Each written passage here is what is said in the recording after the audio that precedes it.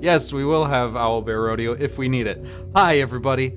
I am Dennis, OKSDM, and I make mistakes running TTRPGs so you don't have to. Today, you get to watch me make those mistakes live as I try to run a system that I mostly designed myself. This is our second live playtest of SAGAS, Setting and Genre Agnostic System. I am super excited. This is going to be much higher level than last time. So I will get around to introducing our cast. Let's start with you, Alex. Who are you? Where can people find you, and what are you up to?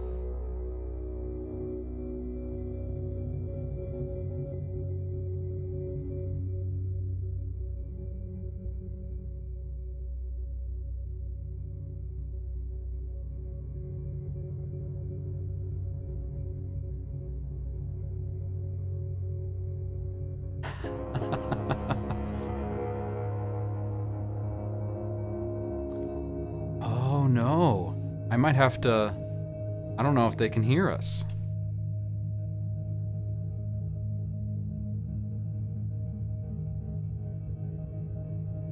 You can hear me, but not anyone else, according to what OBS is telling me. Let's fix it. Fixing.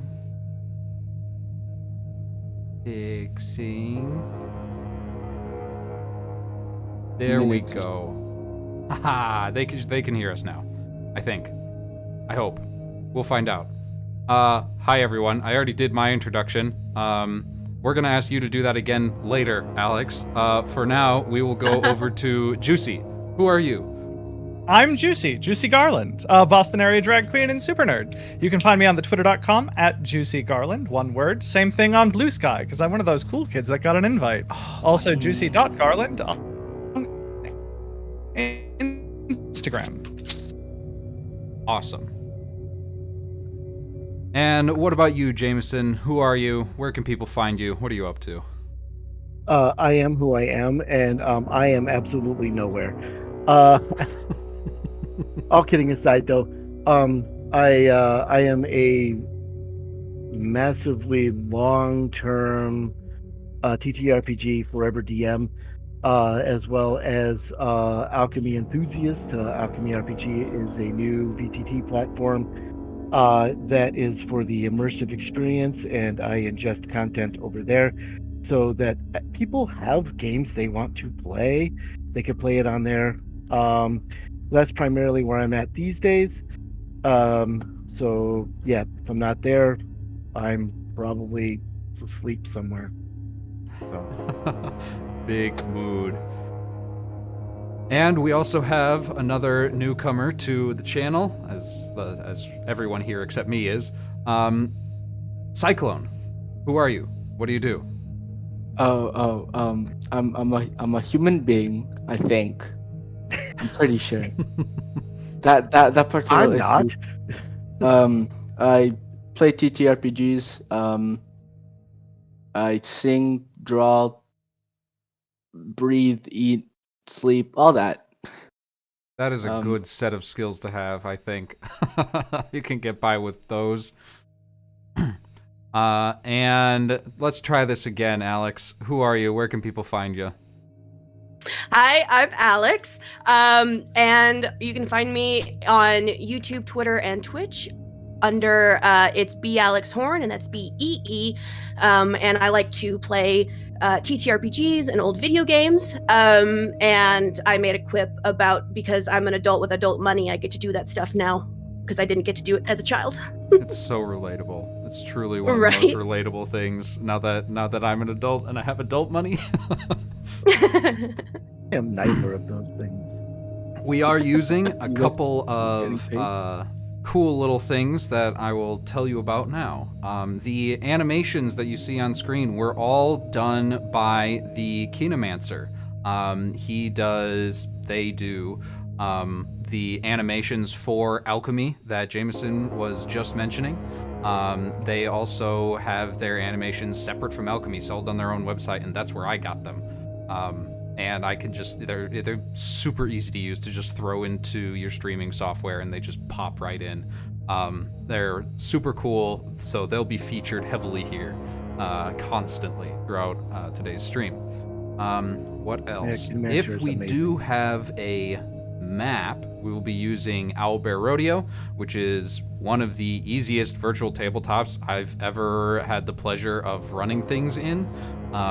We will get to more of that later once we start actually using it. And I think it's time to start telling you about this game. This is Pulse. This is going to be a level 5, maybe level up to 6, we'll see how we're feeling, campaign in SAGAS, setting in genre agnostic system. Since it's setting in genre agnostic, I have to clarify. This is going to be a space science fantasy world that we're going to be playing in. We'll get to exactly where the players are in a second when I get to set the scene. This will be running for 3 sessions on Wednesday nights at the same time, 3 consecutive weeks starting with today. Now, if we're all ready, I think it's time to start telling our story.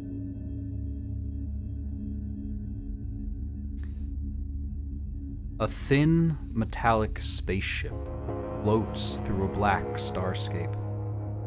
The thick velvet blanket of the Milky Way painted all around it, reflecting off the mirror-like surface of the vessel.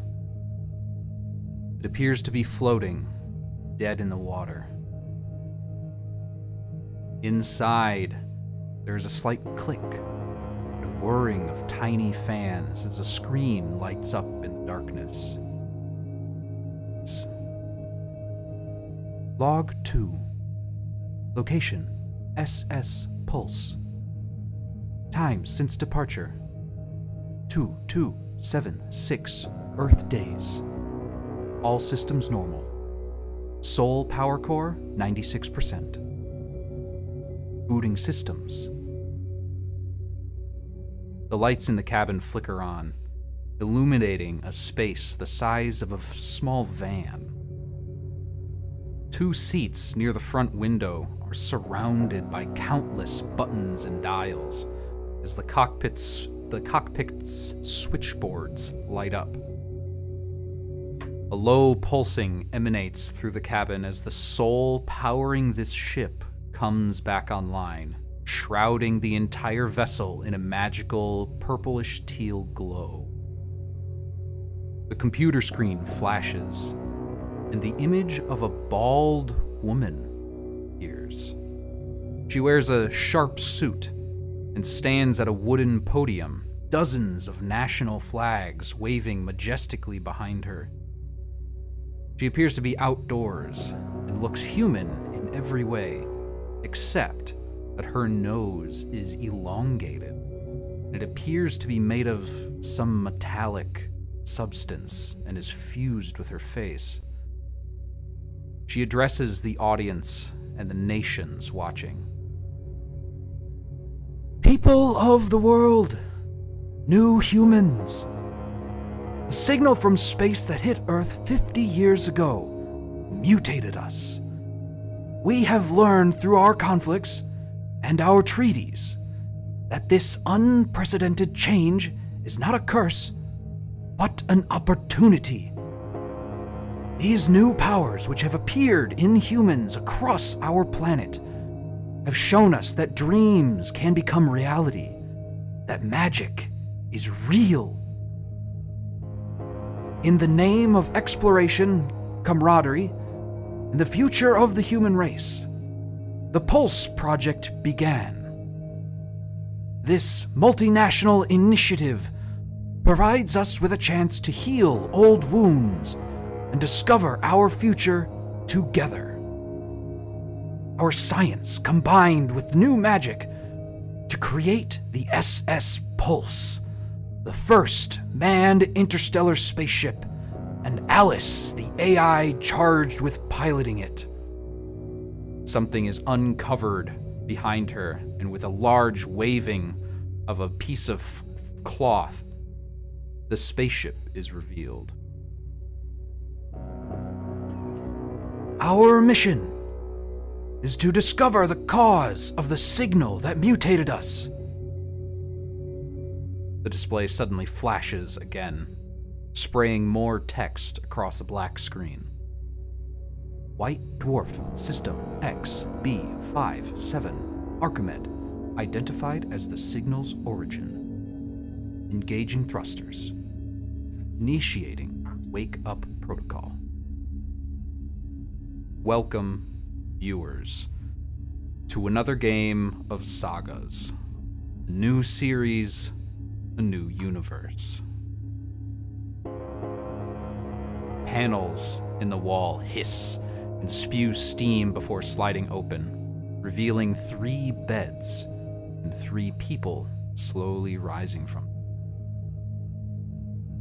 Juicy, please describe your character as she wakes from her 5-year nap.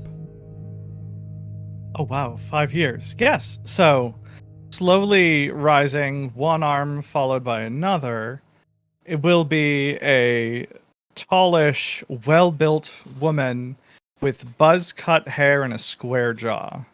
She has suspicious eyes as she leans up Frankenstein style before she's probably racked with nausea and then just throws up in whatever receptacle she can find, or just vomiting loudly in the nearest, hopefully, trash can. What do we find?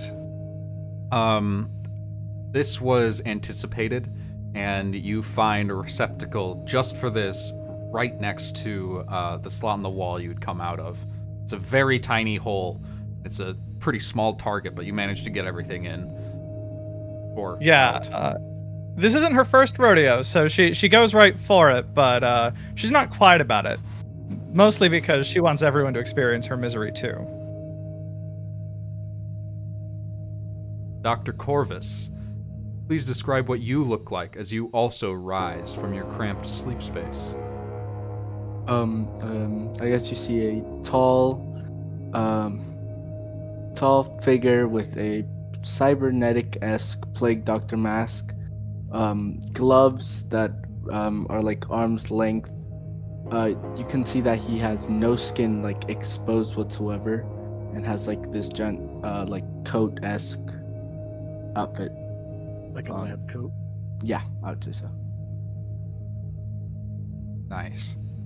And Dr. Cultures, as you wake up with the rest of the crew, what do you look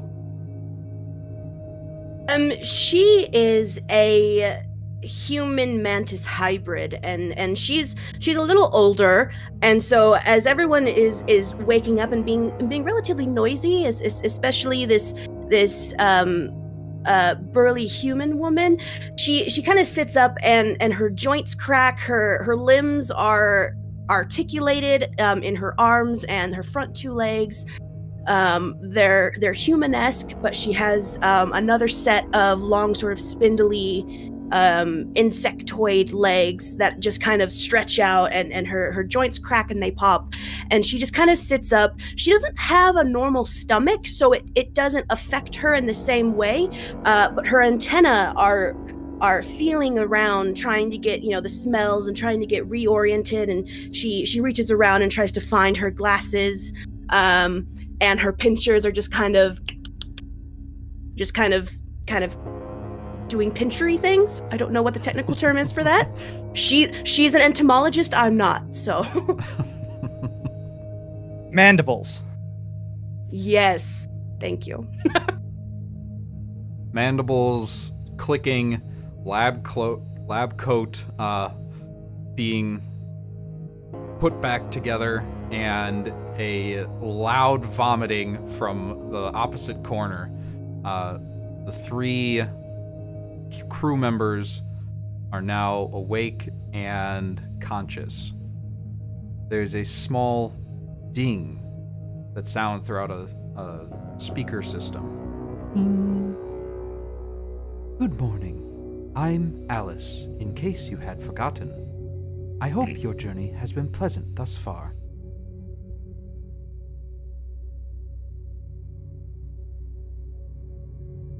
I wouldn't know, Alice. I've been asleep. Got a status report? All systems operational. Approaching White Dwarf System X-B-57 Archimed, which has been identified as the signal's origin. Arrival in 1 hour. How far are we from the final destination? What signal? The signal that you are tasked with finding. The signal that mutated the entirety of the human race. Okay. Time until destination reached? 1 hour.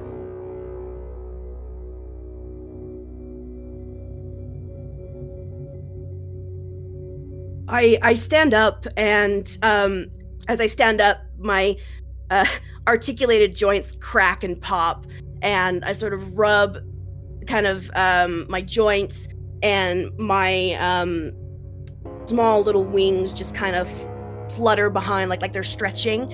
And I look over to the rest of them and go, yes, can we perhaps have some food, please? I'm quite hungry.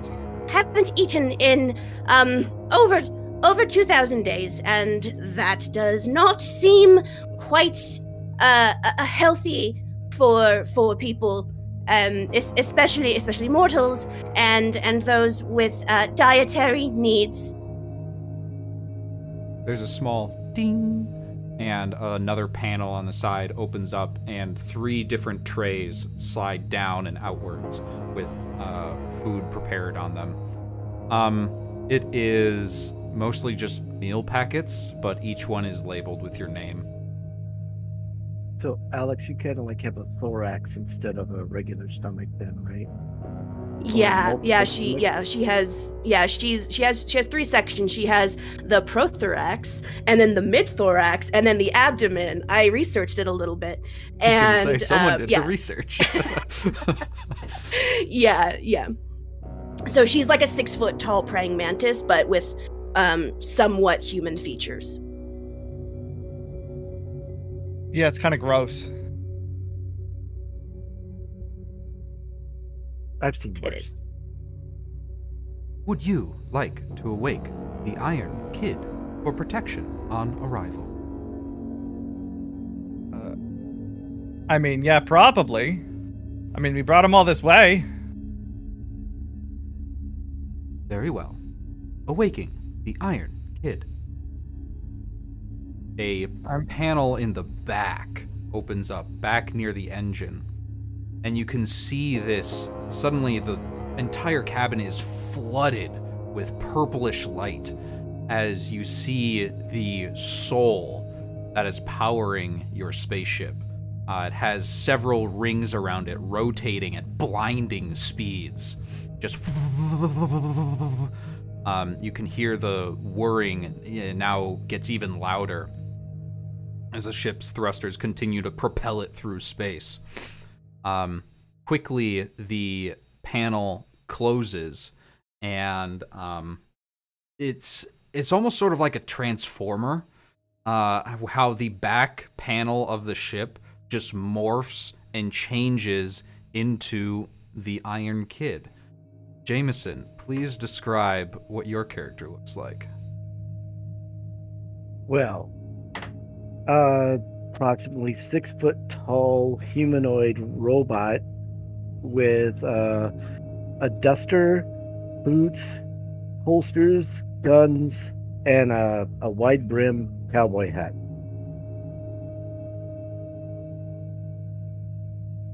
You see before you the crew all watching you as your systems come back online, and you get your vision and your hearing and all your senses. And all 3 of them are just staring. Well, that was a thing. That's not fair. Why doesn't he have to throw up? I don't have a stomach. What's your excuse? I don't have one, really. Oh, all right then. Uh, So I reach into a pocket, take out one of my small metal tubes that I use for a replacement cigarello. Stick it in there next to my voice box that goes out. It's like, so, we get this party started or what? yeah, just about we got an hour. We have some time to kill. Yes, I think that right now would be a very, very good time for us to do a systems check. Not necessarily on the ship, because obviously Alice has taken very, very good care of the ship. But what I mean The is lights a systems check. Blink happily. Yes. A systems check on ourselves, because I'm feeling rather stiff. And that is not usually a good sign. And wolf down the slurry that the ship served you, because you're gonna need a full stomach after the sleep. And Bev is gonna walk over to her named tray and just like pop the straw into what I assume is gonna be like a silver pouch with a little hole tab in it. And then Like a she's gonna like tweezers. squeeze the slurry into her mouth and just like grimace and swallow it all down. It tastes like it tastes like liquid tofu. It's so bland. I've had worse. Swallow it down, folks. Well, I mean, I don't really have a tongue, so you know, I mean, it's all nutrients to me, and so I'll walk over and I'll use my antennas to just kind of like sniff at it a little bit, and then I'll just kind of like tear into it with my mandibles, and then suck it down. Easily Well, done. I might as well. Corvus just walks over and drinks it as fast as he can. Kind of chugging it.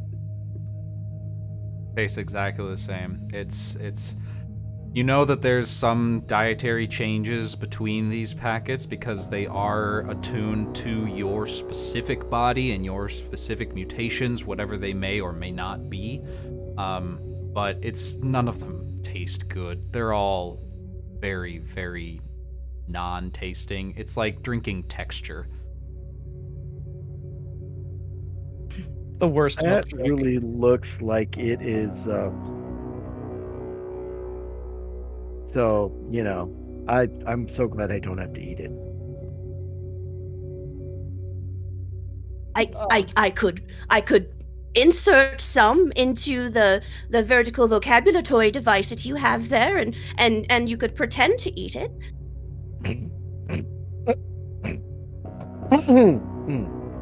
No, I don't think that's a good idea. And I'll just turn back around and just start like looking for my, you know, my gear, my lab coat, my glasses. I still can't find my glasses, and they're big. They're thick. Nice. And they're not on top of your head like they usually are. So, Oh, They're Dr. right Anty, are you the one doing the systems checkup, or is there a med pod somewhere I gotta go to?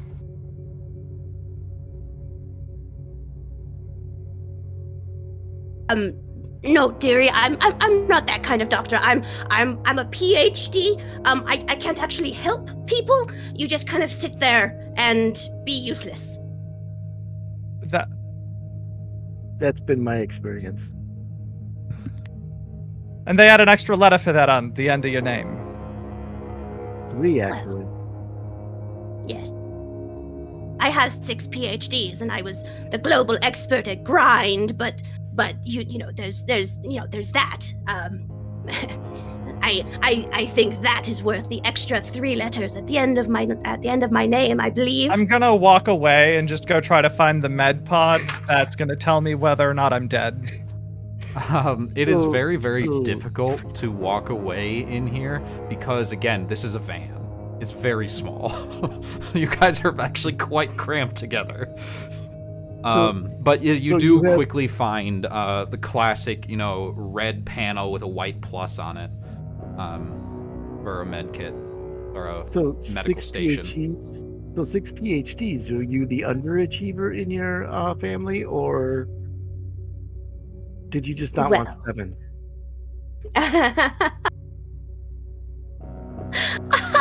And I just laugh, and then just kind of look away, and then go. As a matter of fact, I was not the top achiever of my family, if you must know. However, everyone else in my family is dead. So that means that I am the top achiever in my family. Thank you very much. And I go about looking for my glasses, even though I just found them on top of my head. Oh, you're sensitive about that. Okay, I'm gonna just go up and make sure Alice didn't F things up. And let you guys do your thing, whatever that is. The Yes, voice of yes, Alice yes. comes back on. The Iron Kid. Shall I break something to make you feel useful? F off, Alice. I'm tired of your shenanigans. As a I've reminder, had to deal with you are I've here had to deal as with Alice corporal for 5 punishment. years. I don't get to sleep. Yeah, I know I'm here for corporal punishment, and major punishment, and general punishment. Yeah, I know. I've been dealing with it. Been dealing with your BS for the last 5 years because I don't get to sleep. What fun we've had. Yes, what fun we've had. You cheat at poker, by the way. Stop that. I thought cheating at gambling was what you were incarcerated for. Hey. Now, that's a low blow. I can do it. You can't. You're a machine. Clearly, I can. Yeah, whatever. How would you just shut yourself off? Jeez. See what I've been Crew putting up of with the for 5 Pulse. years? You have a decision to make. There are 2 items of interest at our destination. Firstly, an abandoned, manufactured vessel orbiting a moon around this planet. Secondly, sensors detect another manufactured vessel crashed surface of this moon. Moon is M-class, air breathable, capable of sustaining our definition of life. Did the sensors pick up any life forms, Alice? Negative.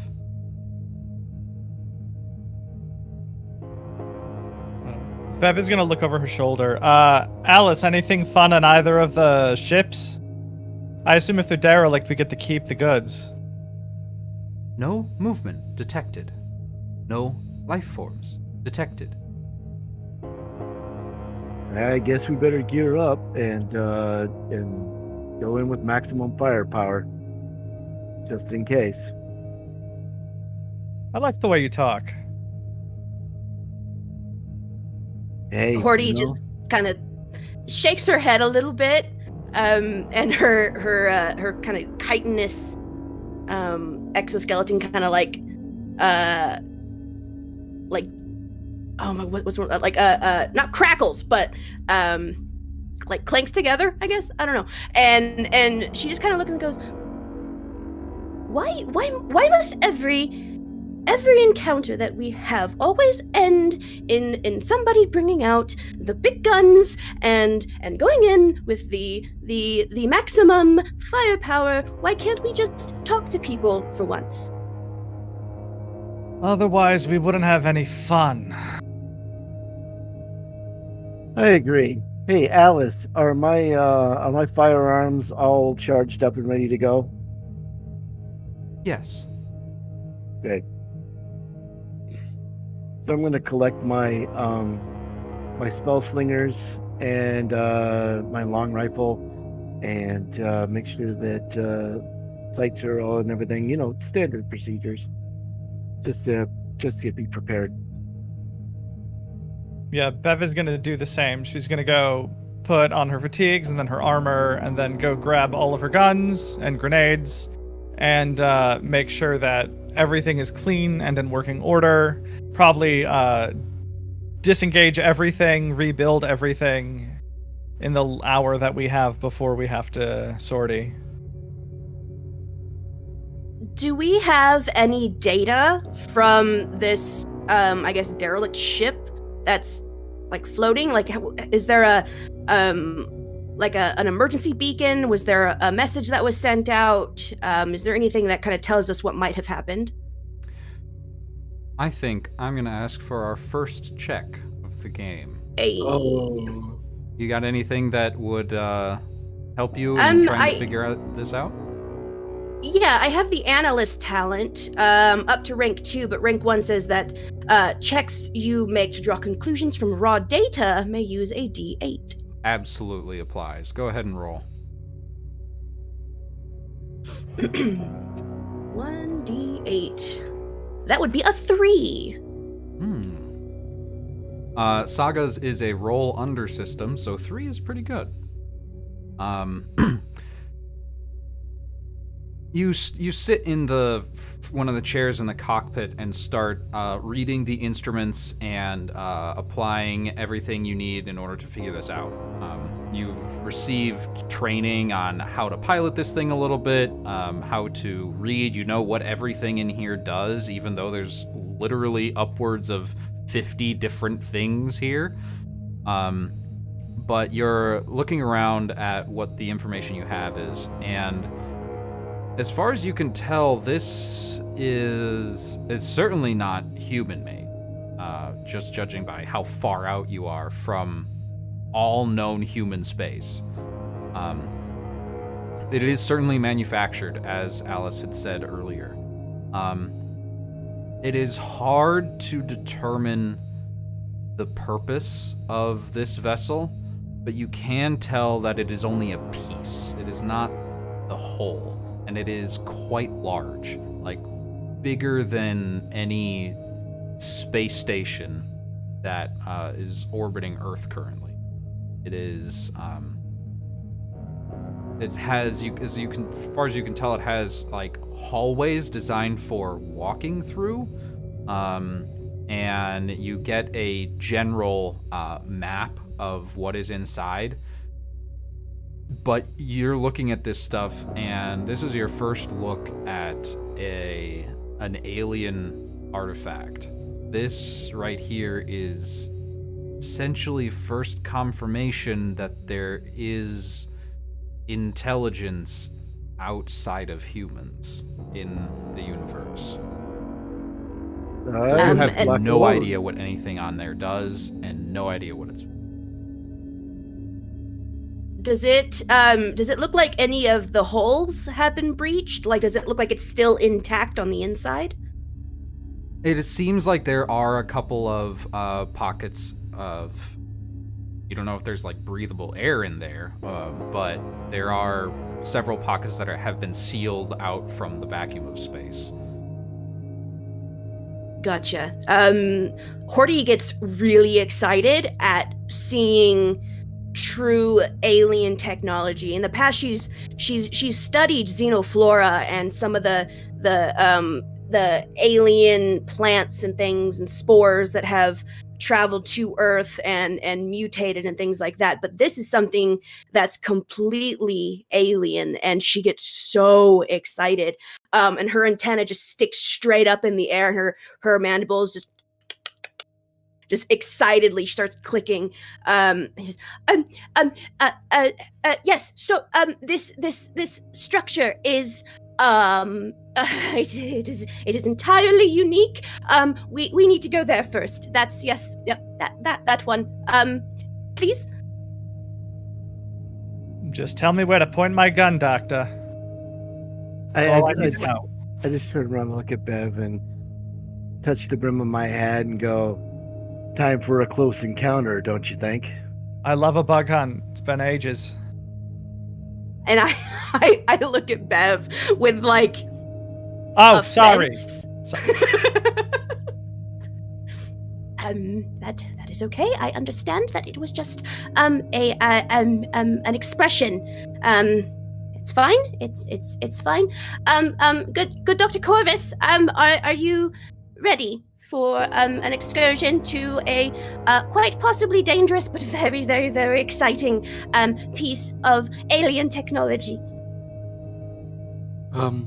Just give me a second. I'm just getting my things, but I will be soon in a second or two. Alice, it's time to turn and burn. Ready to head over there? Ready as always. All right, let's get there so we can get this done. Agreed. You feel a lurch in the ship as the thrusters increase power, propelling you towards this unknown piece of broken spaceship as you're about to begin your first foray into the real unknown.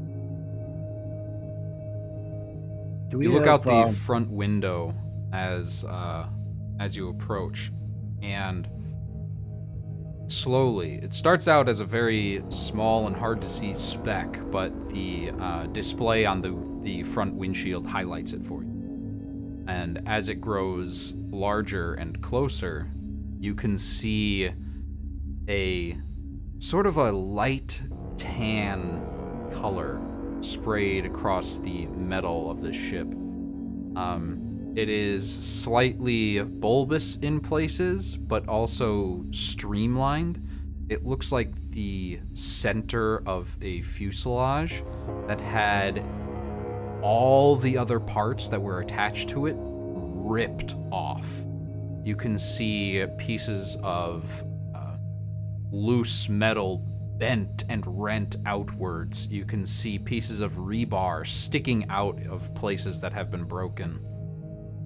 And as you get closer and closer, you can see that there are two main entry points. There is what looks like used to be some sort of hangar. It's certainly large enough, but most of it has just been blown completely apart, so you really just have like the back half of it left to land on or float near.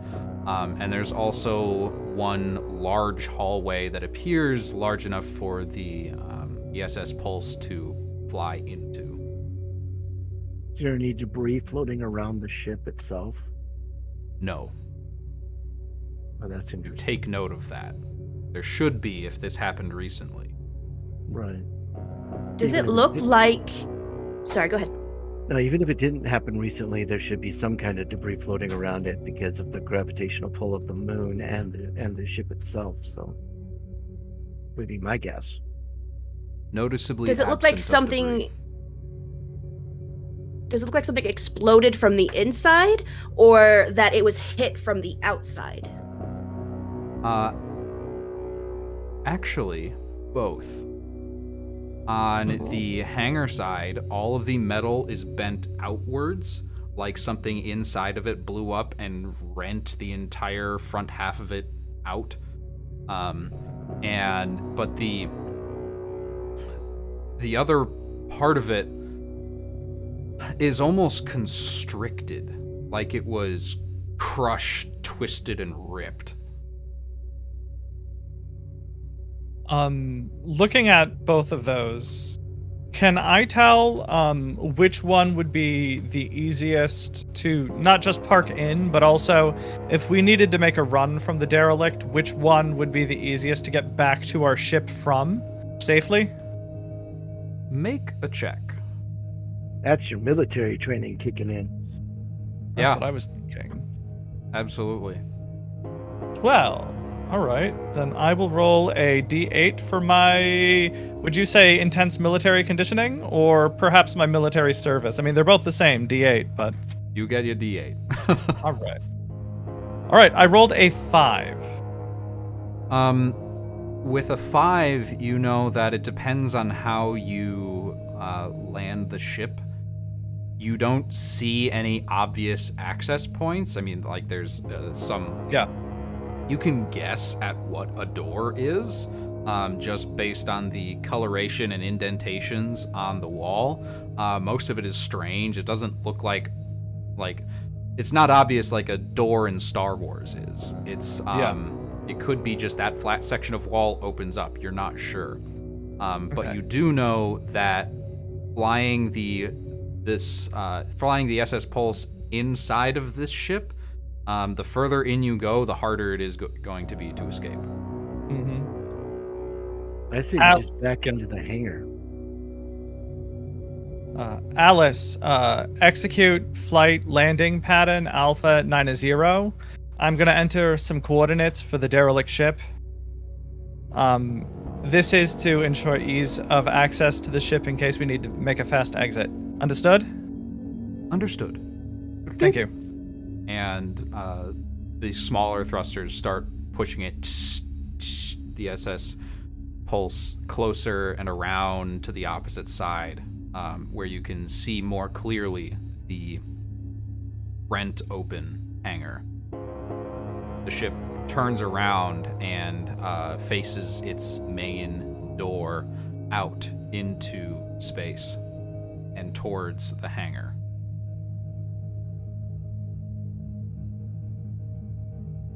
All right, buckle up, everybody.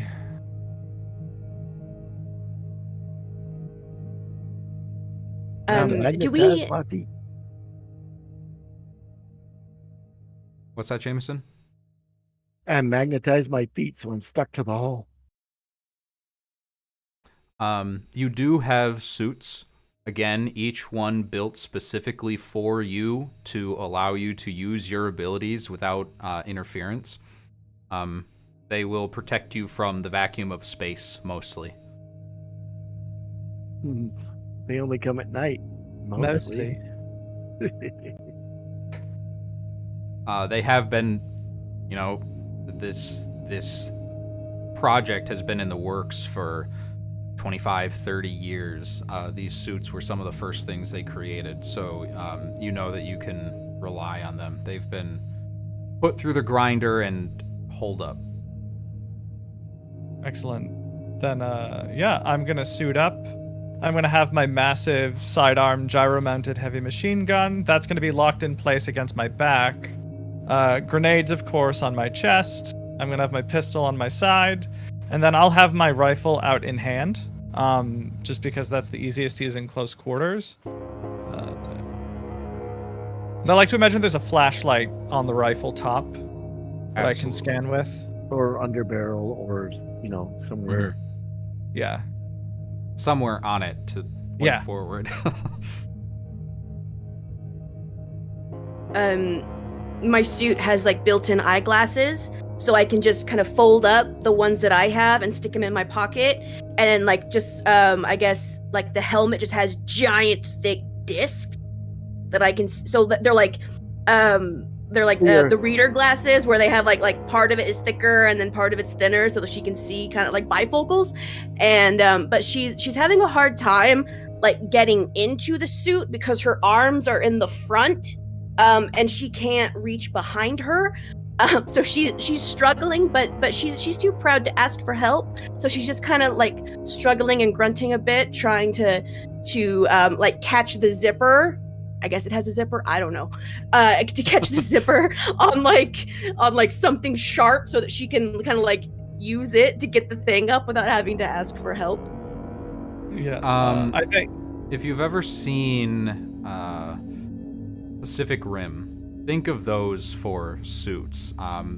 They are segmented, metallic, and form-fitting, mostly. The suit, for the most part, opens up and puts itself on you, which is very convenient, but you still have a struggle with arms that can't go backwards. Jesus, Dr. Ranty, come on, I thought you could do this. Hold on, get over here. And before she turns around and walks over to Bev, she gets up very, very straight and goes, I am not ant. I am a mantis. Mantidea. Sure, whatever. Just get over here. Come on. She'll walk over. And then, she'll help you get the rest on. I'm just shaking my head. waiting patiently as these skin suits put on their protective coverings. So glad I'm not really here. And with that, the three of you climb into the airlock. The voice of Alice beeps, "Prepare for depressurizing." And there's this loud hissing as the airlock empties of air. And then the door in front of you to the vacuum of space opens. The only thing that I know that I can't escape, though, is the fact that Alice probably has a direct link, and I can always hear her. Oh, absolutely. She can always talk to you guys. She can override your voice commands to communicate with the rest of the crew. She has a lot of control over. You're essentially her prisoner. I mean, that's why you're here. I know. That's why I'm here. Yeah. She just plays constant elevator music. I just tell her to shut it all the time. It's like, would you just turn that off? Come on, something decent for freak's sake. God. All right, so since here's a fun thing. I guess I'm going to be the first one out. So I'll pull my my sidearms, power them up, and I'll take a step out and see if I actually stick to the deck with my magnets. You press outwards, float gently, and as your feet come in contact with the deck, you can hear as your boots connect with the surface. Okay, so it's a metal that we're moderately familiar with. If it can be magnetized. I get really close to the ground. And I go, fascinating, and I just start taking notes. Bev will deploy and start scanning the room for danger. You are now in zero gravity as you look out into this hangar. It is quite large. Maybe 6 of these could fit. 6 pulse ships could fit in here, widthwise. And as you start scanning the room, go ahead and make a check to see what you find. Probably could have fit more if it was intact, I would imagine. I've rolled a 7 for my scan anyways. Your scan doesn't pick up anything particularly interesting, specifically looking for doors. You don't know how to recognize a door. This is a failed check, and if you're missing effort points, you get 1 back. Are there any alien writing? I have the alien translator talent at, I think, rank 2. All right. You can go ahead. Yes, actually, there is some writing. You're guessing as some sort of plaque that has runes on it. Geometric, mostly circles, squares, triangles. That look like they've been cut up and reassembled into different patterns. Go ahead and make a check to try to figure out what it says. Let's hope it doesn't say danger, do not touch. They're written in blood on the wall. For that check, it doesn't say any specific die. So that was like a D10 by default, D12 by default. Alien translator? Yeah, it says learn an alien language or a language for which you do not have the necessary biology. So it just says that at rank 2 you can communicate basic ideas in the language, but I didn't see any specific die that it had for that. Since this is the first connection with this language ever, I'm going to say that we will now consider whatever language this is. You're starting to study it, so whatever language this is what that talent is applied to. Because you have to take it for, if you're trying to learn a different alien language, you need to take that talent again. Right. So roll me a d10, since no other attributes apply. So that is the That would- default if you don't have a talent, power, or trait that would be associated with what you're trying to do. The default is D10, right? Yep. Default is a D10 Great. if nothing applies. That would be a 2. Wow. Whoa. That's really good. That is a success, and I was actually putting the difficulty at 2 because, like, you're looking at a language with no context of anything whatsoever and trying to figure out what it says.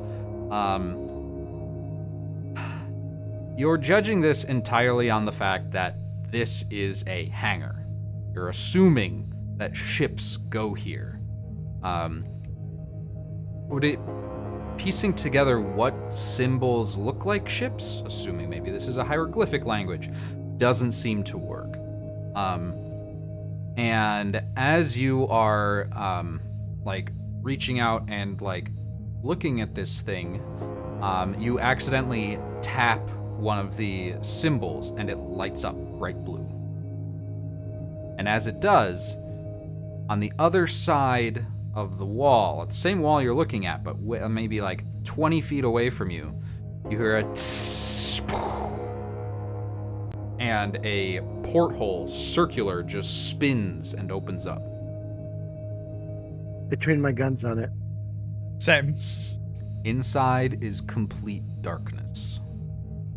You can see with your flashlight just the vague shapes of a hallway. The hallways, though, are the same cylindrical shape as the porthole. So I have to assume that I have standard photosensitive eyes. I don't have like infrared or anything like that, right? Correct. I do believe that this is the symbol for a door. That is very good news. That's a so- door. Sorry. Is blue good? Blue's good? It so- appears that blue is good. So a triangle for a round door. Well, I assume that this is some kind of pentacular vernacular, so there must be some connection between the triangle and the circle that means that the common vernacular of the and she's gonna go on a ramble because I don't know words. Okay. so you're going to be prattling off scientific jargon and gobbledygook, while the gun bunnies are going to go towards the door. Yeah. She doesn't even notice. She's just so focused on these like symbols that she doesn't even notice that you guys are already headed there. You just see Corvus nodding. Yeah, Corvus is Just I get it. numbing. I understand. Yep. Yeah. Yeah, we'll let the nerds talk. Shining my flashlight in through the portal, what do we see? I will have both of you roll checks for this. Ooh. Just like a general observation check. You are rolling a check to figure out what's beyond this door, right? So if you have anything that applies to that, you can make an argument for it. I don't, so I rolled a d10 and got a 3. I would argue my survival instinct would apply here. All right. To apply your survival instinct, we'll say you're looking specifically for movement. Any threats at all? Yeah. Oh yeah.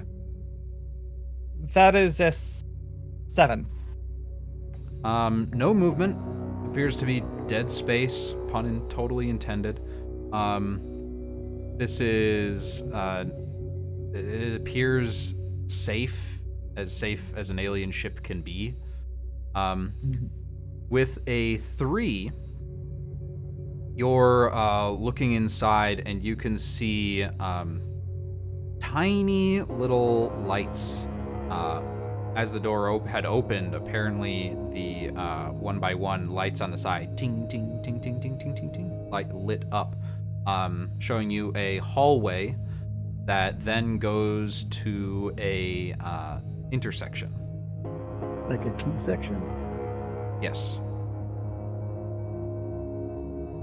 And you can see 2 more of, it looks like solid flat metal, but you're guessing they're doors, not dead ends. On the sides or at the end? On the sides. Okay. Or no, sorry, capped at the end.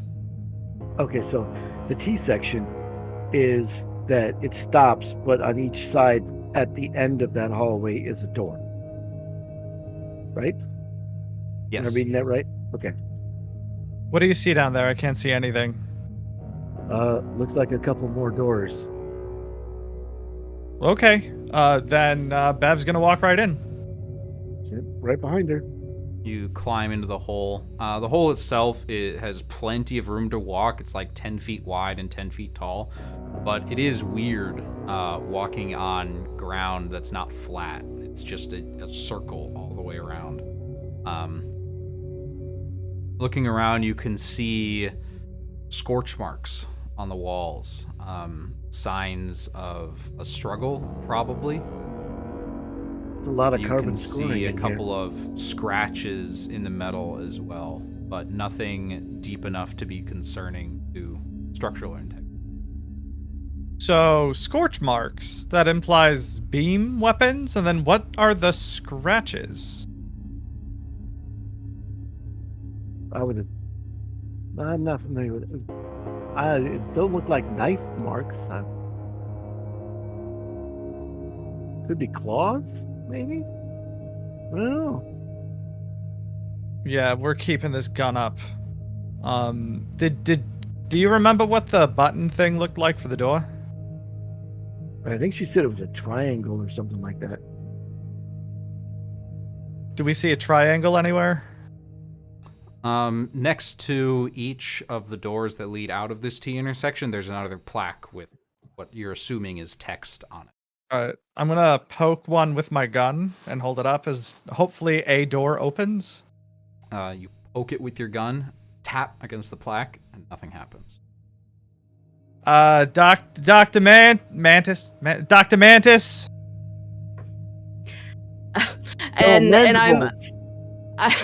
And I'm there still talking to Dr. Corvus, and I say, so that must mean that the triangle is so intimately connected to the circle. What? I turn up my amplifiers and say, Mantis, we need you. I'll scurry over.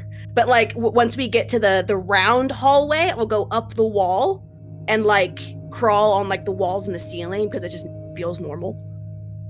Yes, what?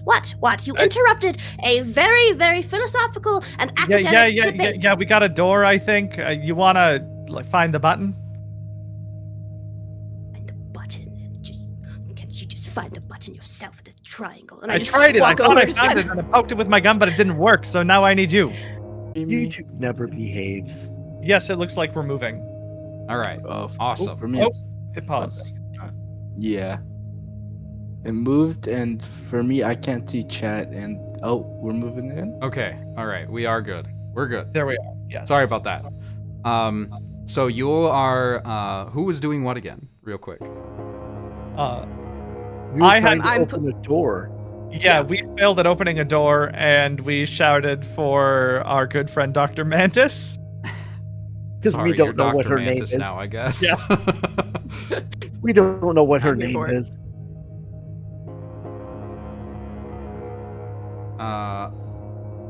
All right. Go ahead and make another check. Alien check. Probably still using a D10. D10. All right. Not bad. It's a 5. With a 5, the symbols on here are not exactly the same as the ones in the hangar, but there is a triangle symbol.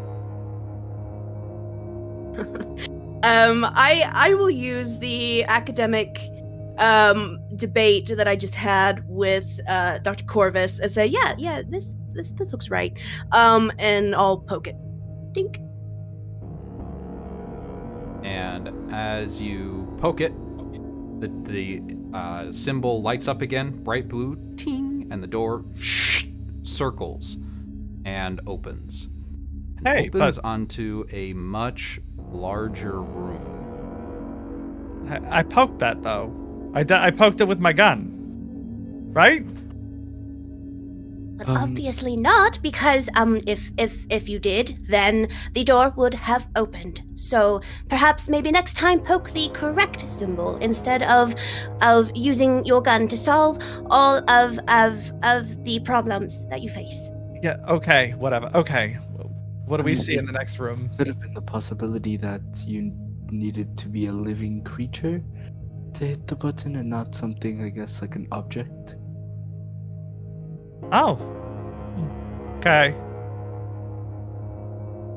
What do we see in this next big room? In this next big room, like mid 1960s or so. And so you've got like these circular discs with glass panels and metal fingers pointing at symbols inside that. You've got levers that aren't just like tiny little switches, they're large and metallic, and you have to close them off. There are a couple of blinking lights along these panels, but other than that and your flashlight, there is no light in here.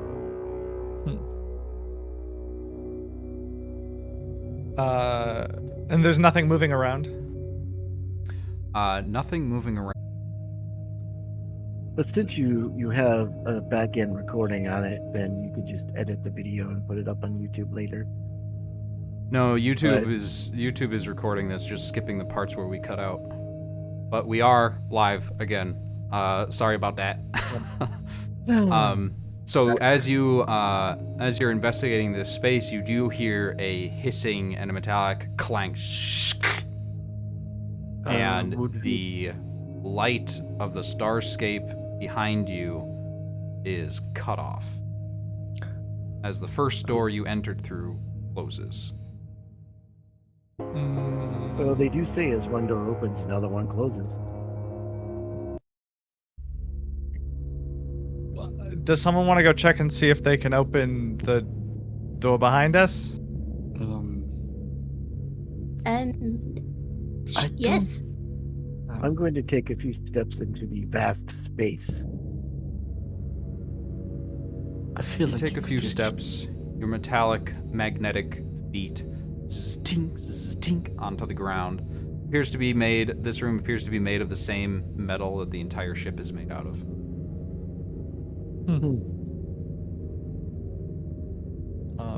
Can I tell what direction the stink came from? The closing door sound? Yeah.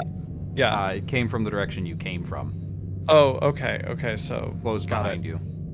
Not sealing you in this room, but sealing you away from your ship, out of the hangar. Yeah. Can I go back and try to open the door using my newfangled knowledge of the symbols? You go back to that door and look around on the walls for it. Activate a quick flashlight on your helmet, and you look around the edges of the door, and there's no plaque symbols. That is concerning. There's no way to get back to the ship. What? There's no way to get back to the ship. I have a question. Looking back towards the way we came in the room that I'm in, does it go past where we got on the ship? Or does it stop right around the time where that door was? Can I Say that see again. far? Okay, so I'm in the We're in room. a theater of the mind, this. Right. I turn left because my back is to the door. Right? We came from that direction, and I'm looking down that way with my illuminated eyes. And can I judge the distance to be equidistant to where we came in originally? That first door, that wall, right there, right? So is there a wall there, or does it go No, past that? Give me a second. I'm going to change things up a bit and actually give us a map to look at. now that Yes. thank technology you. is working. Yay. Well, now you just gave it a mouth. Yeah, it's called Alice. Have my- She's kind of cranky. That's the wrong one. There we go.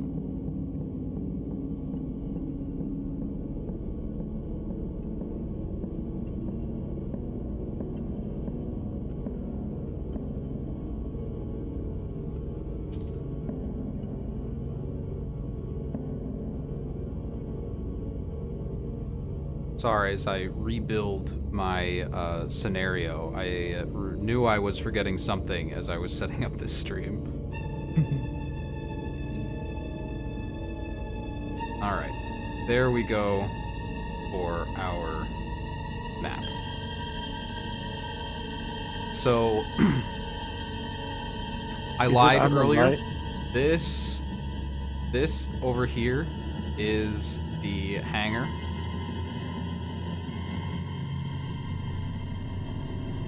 And you actually went through this door.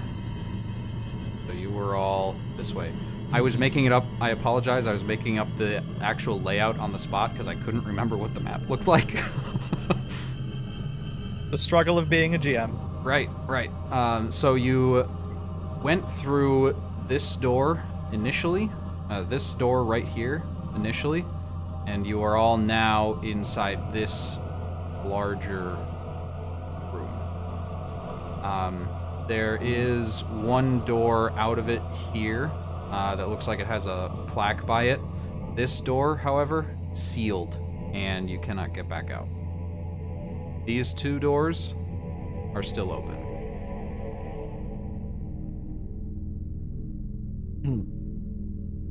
So the one up those stairs and whatnot, or hold on. This one's open. This one's open. Okay. That's the one we came through, right? Mm-hmm. Or no? You traveled this path right here. Okay. So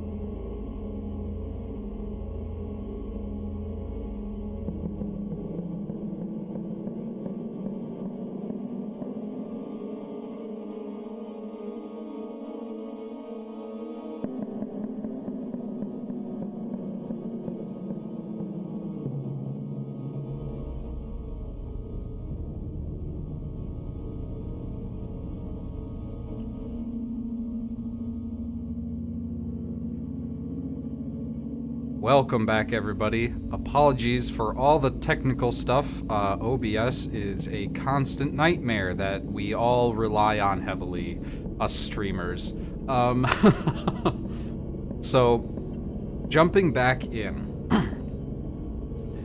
we are in the wreck of an alien ship, the first actual proof that aliens, that living beings other than humans exist. We have followed our party of explorers out of their own ship and into this one that they've been sent to investigate. Maybe it has something to do with the pulse that mutated the entire human race and gave them strange features and magical powers. Hopefully, we'll find out in this campaign, tech issues notwithstanding. We're in a room right now that looks like it is filled with, the closest estimation is 1960s nuclear reactor kind of equipment. You can see countless dials behind glass panels, lots of large levers, blinking lights, very slightly blinking lights. And there is a door leading behind you, outwards, and a door forward. But there is you have been sealed off of your ship. And as far as you can tell, the first door that you came in here through, there's no way to open it. So Right. the ship is in the lower right corner of the map then, and we just No, went up the into ship, the left. Is that right? the ship is in here. Okay. It'd just be nice for You- a frame reference where the ship is. Followed us okay. So this way. You followed that way. so we went down through that door and we went to the right. Mm-hmm. So there was no other door in that tunnel. That was just okay. No, there was just this Makes little sense. alcove that has yet to be explored. All right. Then That's where Bev the is alien gonna eggs are. Bev is gonna do a sweep around the room, looking for any danger, because it looks like there's a bunch of stuff on the other side of the room. So if that's real in our space, We're Then gonna I'm- assume going forward that everything except what we've already said, established, Yeah. is going to be real. I think that's just gonna be easier. okay, cool. Then yeah, I just want to survey all the like messy and busy spaces to make sure there's nothing that needs shooting. All right, go ahead and check for danger. Right. I will. And I would Strange like to danger. use survival instinct for this. Absolutely. And I rolled a 2. Ooh. It's a very quiet place. The only sound you can really hear is the your own breathing inside your helmet, the slight static from the comms that are always on, and the mechanical whirring of the Iron Kid as his boots snap to the floor with every step. All clear. Proceed through the next door if you're ready. Is there anything interesting in this well, I mean, it's an alien thing, so there's interesting stuff. Everything Is there anything that interesting. yeah, Floor is Um, interesting. is there anything tangible that I can get my little mantis fingers on and like put in my pocket? Go ahead Like, and make like- a check for Like that. jars full of stuff? Okay. I'm gonna assume that's a D10 'cause I don't think I have. Well, I mean, like I have the analyst feature, but there's not really any raw data here, right? Yeah, that analyst feature It's is just mostly for stuff. like putting together data and drawing conclusions, Yeah. not for finding them. Okay. Okay. All right. Oof. That's a 9. You know, being an alien ship, everything is interesting, and therefore nothing is interesting. Like, it's all Gotcha, equally okay. confusing. You have no idea what to look for. You're too interested in the walls and the floor and everything in here. You don't really have time to look around for a keepsake. Okay, then I'll just as Bev says that, I'll just kind of pop my head up, grab the smallest thing that I can find within arm's reach, just slip it into, I guess I'm assuming my suit has pockets of some kind, or like a pack that we have.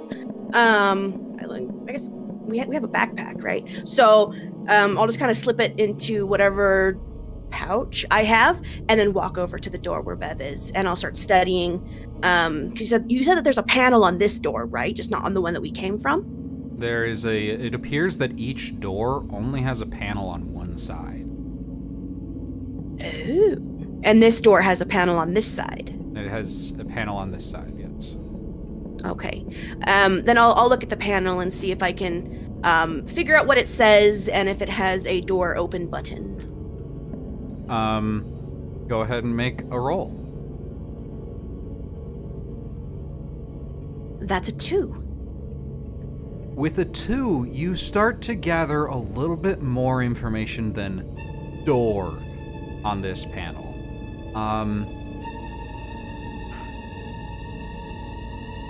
Given the context clues, you're still not sure what this ship is for, much less what this room is for, much less where this door leads. But through context clues of the shapes of the characters of this language, you're starting to put together that it seems very computerized. You're starting to make connections with what you know about coding and how this language is structured and put together. Still just guesses. But you can see that there are, it looks like portions of this panel have fragments of binary in it. Still not really sure what it means to, it's definitely not English translatable into binary, but there's something technological about, like, built into the language itself. And you also find a door symbol. Awesome. Yeah. I'm gonna mutter to myself. It seems that this language has some sort of complex Fibonacci-esque sequence to it. That's very interesting. Corvus, write that down, and then I'll push the door button. I didn't think I'd bring a notebook or anything to write down on.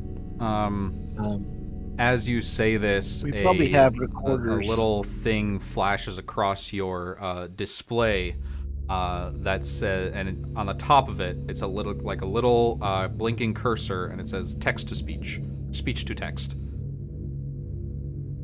Oh, that's convenient, I guess. What did you want me to write down exactly? And then sort of scatterbrained absent-mindedly, I say, Fibonacci sequence, pentagonal vernacular, write that down. Okay.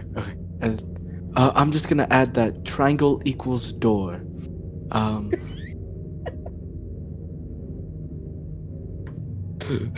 And it spells out the words triangle, EQLESDOOR.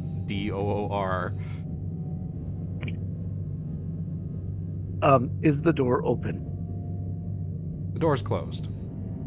So you pushed the button and nothing happened? Did you push the button? Yes. Okay. As you I push the would've pushed button, the door opens, sort of like another swirling porthole with almost like teeth opening up. Is there anything I need to shoot? Go ahead and make another check for, is there anything I need to shoot? Sweet. Shoot check. I rolled a 4. You're still keeping an ear out, and now you can hear something other than the constant noises of your helmet and the movement of the Iron Kid in front of you. It's another dark hallway, but you do see 2 more doors, and there is a scratching coming from one of them. Egghead, stand back a little bit. Which of the doors? as you walk forward, you determine that it is the front door, Okay. straight ahead, that has scratching coming from beyond it. From where I am, do I see that as well, or would I have to go closer? You are not in the hallway itself. You're still in the large room, but Okay. you do see the two gunheads approaching ahead and staring down the door that has sound coming from it. Alright. Dr. Cultures, we should probably not be left behind. I know this is all fascinating, but I'd rather be with the people that can kill things than be left alone. Looking at the doors in front of us, does each have a panel that can open it? There are two panels, but it is impossible to tell which one opens which door. Ugh.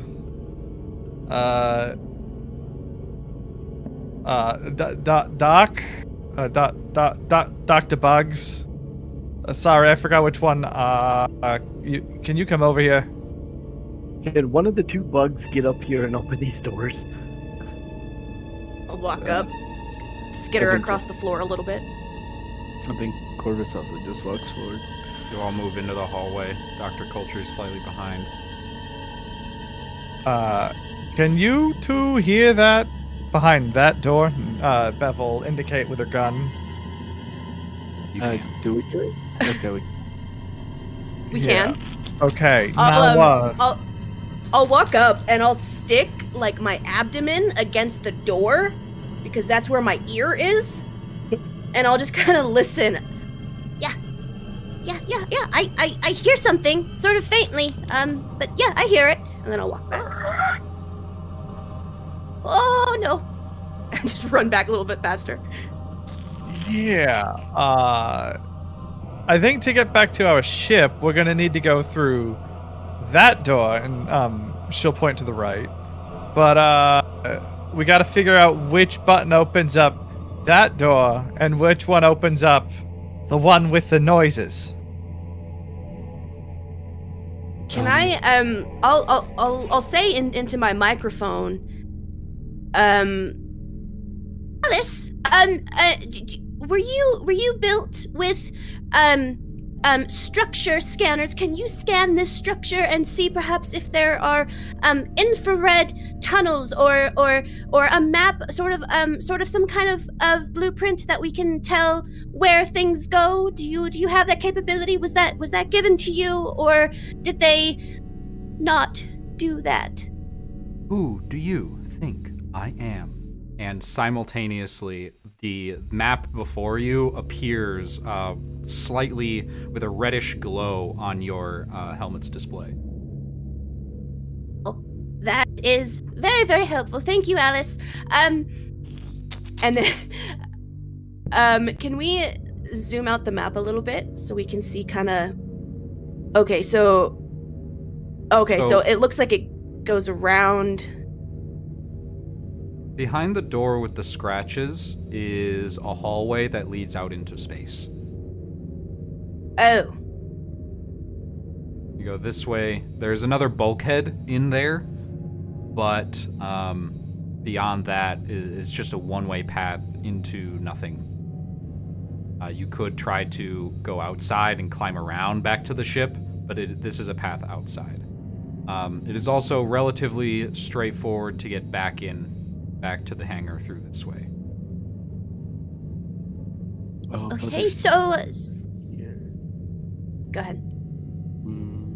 No, just noting that there's another door that goes over here. Mm-hmm. Okay. So assuming that the doors that we open don't close and are only like a one-way door, we should try going right to get back to the ship. However, the scratching is concerning. Perhaps they are survivors of whatever happened here. Oh dear, no, that does not sound like anything that I've heard before, and I'm an expert on things. Yeah, I'm switching to the big gun. Okay, and we're gonna lock the rifle in place on my leg, and then just like pull down the gyro-mounted sidearm machine gun, and just. I'm ready to rock if you are, then. Do you think that that's just a little bit overkill? I'm gonna holster my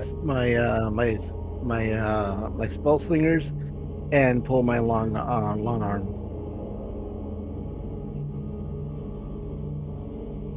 So, which door are we going through?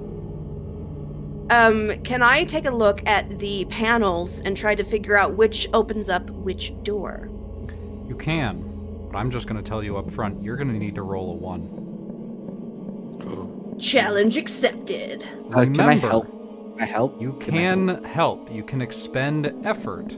Outside of combat, you can expend 1 effort and give me a description of how you're assisting to add 1 die to this roll. We all start with 1 effort, right? You all 3. start with Oh, 3 3. effort, which is the maximum. Yeah, 3. Oh, right. Okay. Okay. Corvus tries to help. In what way? I'm trying to think of right now. So. Yep. Well, we had like a little discussion about the etymology of these symbols, and I'm assuming that you listened when I said Fibonacci sequence, even though you just said triangle equals door. So, maybe we combine notes and we can try and figure that out. Yeah, I think so. That's how Corvus would help.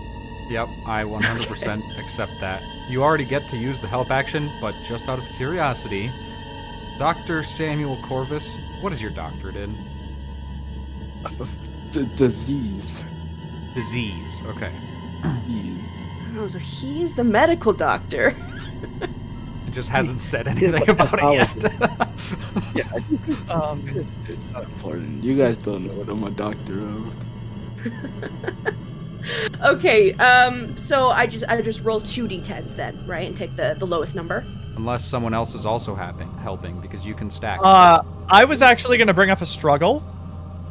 I'm gonna say if they fail, I'm gonna roll for my struggle with impatience. Ooh. Hell yeah. And if I fail my impatience roll, I'm just gonna pick a button. Oh no. Yes! I love it. Everybody And get... if it's the wrong button, I'm just gonna shoot the panel and hope for the best. Oh no. Or Here if we it's the wrong go. button, Better we hope shoot it. that's a 1 on either of those d10s you're about to roll, Alex.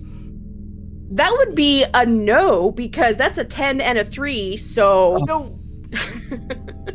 We're going to have Bev roll to resist randomly picking. yes. So I don't know what the difficulty is gonna be, but I have to roll a d10.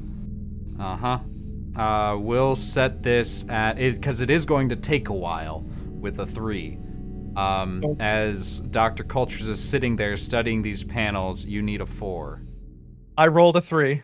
That is a success. Oh, You're yeah. bouncing up and down on yeah. your feet, but you are resisting trying to. You just want something to happen. You hate this tension. You need to break it. Yep, I'm just gonna play with my gun. I'm gonna play with the BFG I've got like glued to my side. That's what I'm gonna do. Fidget toy. Yep, gonna spin that machine gun in place, and everyone's gonna hate it because I've been going for 30 minutes.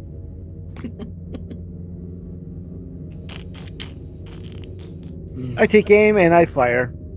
Oh god. I'm done. Okay, make an attack roll. 2. Makes it great. Oh. A 2?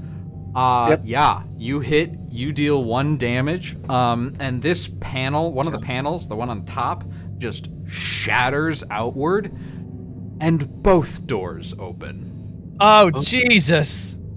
Best outcome. Let's do this again. All right, what do I have to shoot at? First, we are going to have to roll reaction. as you see what is behind the door.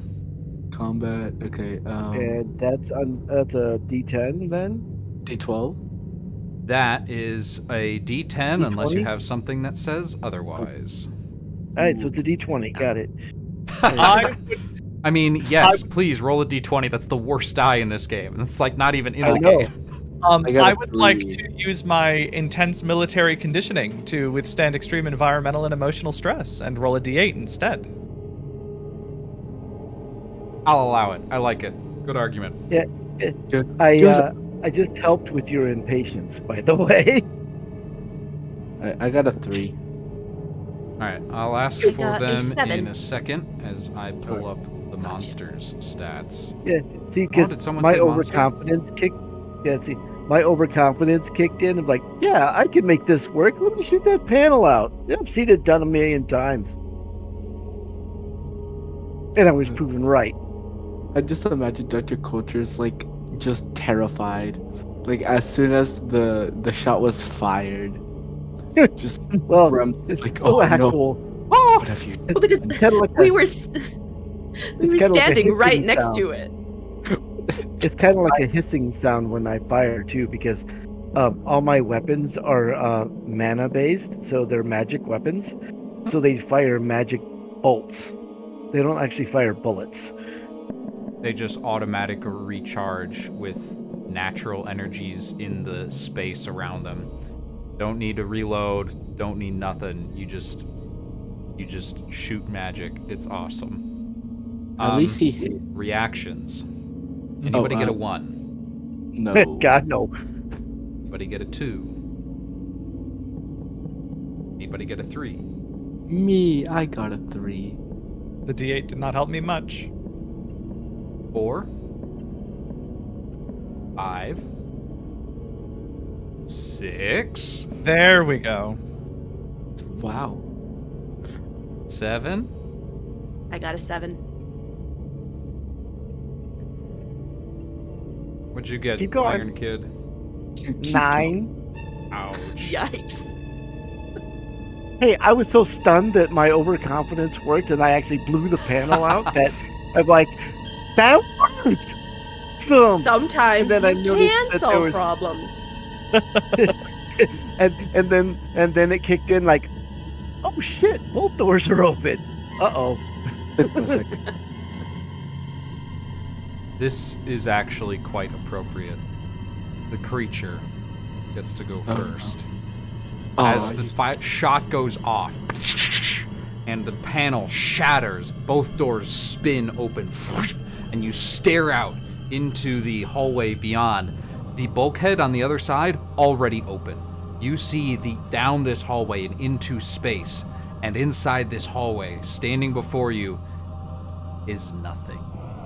There is nothing there, not one bit of movement. And from your right, a creature, a blur, lunges out towards you, goes running in between all of you. This thing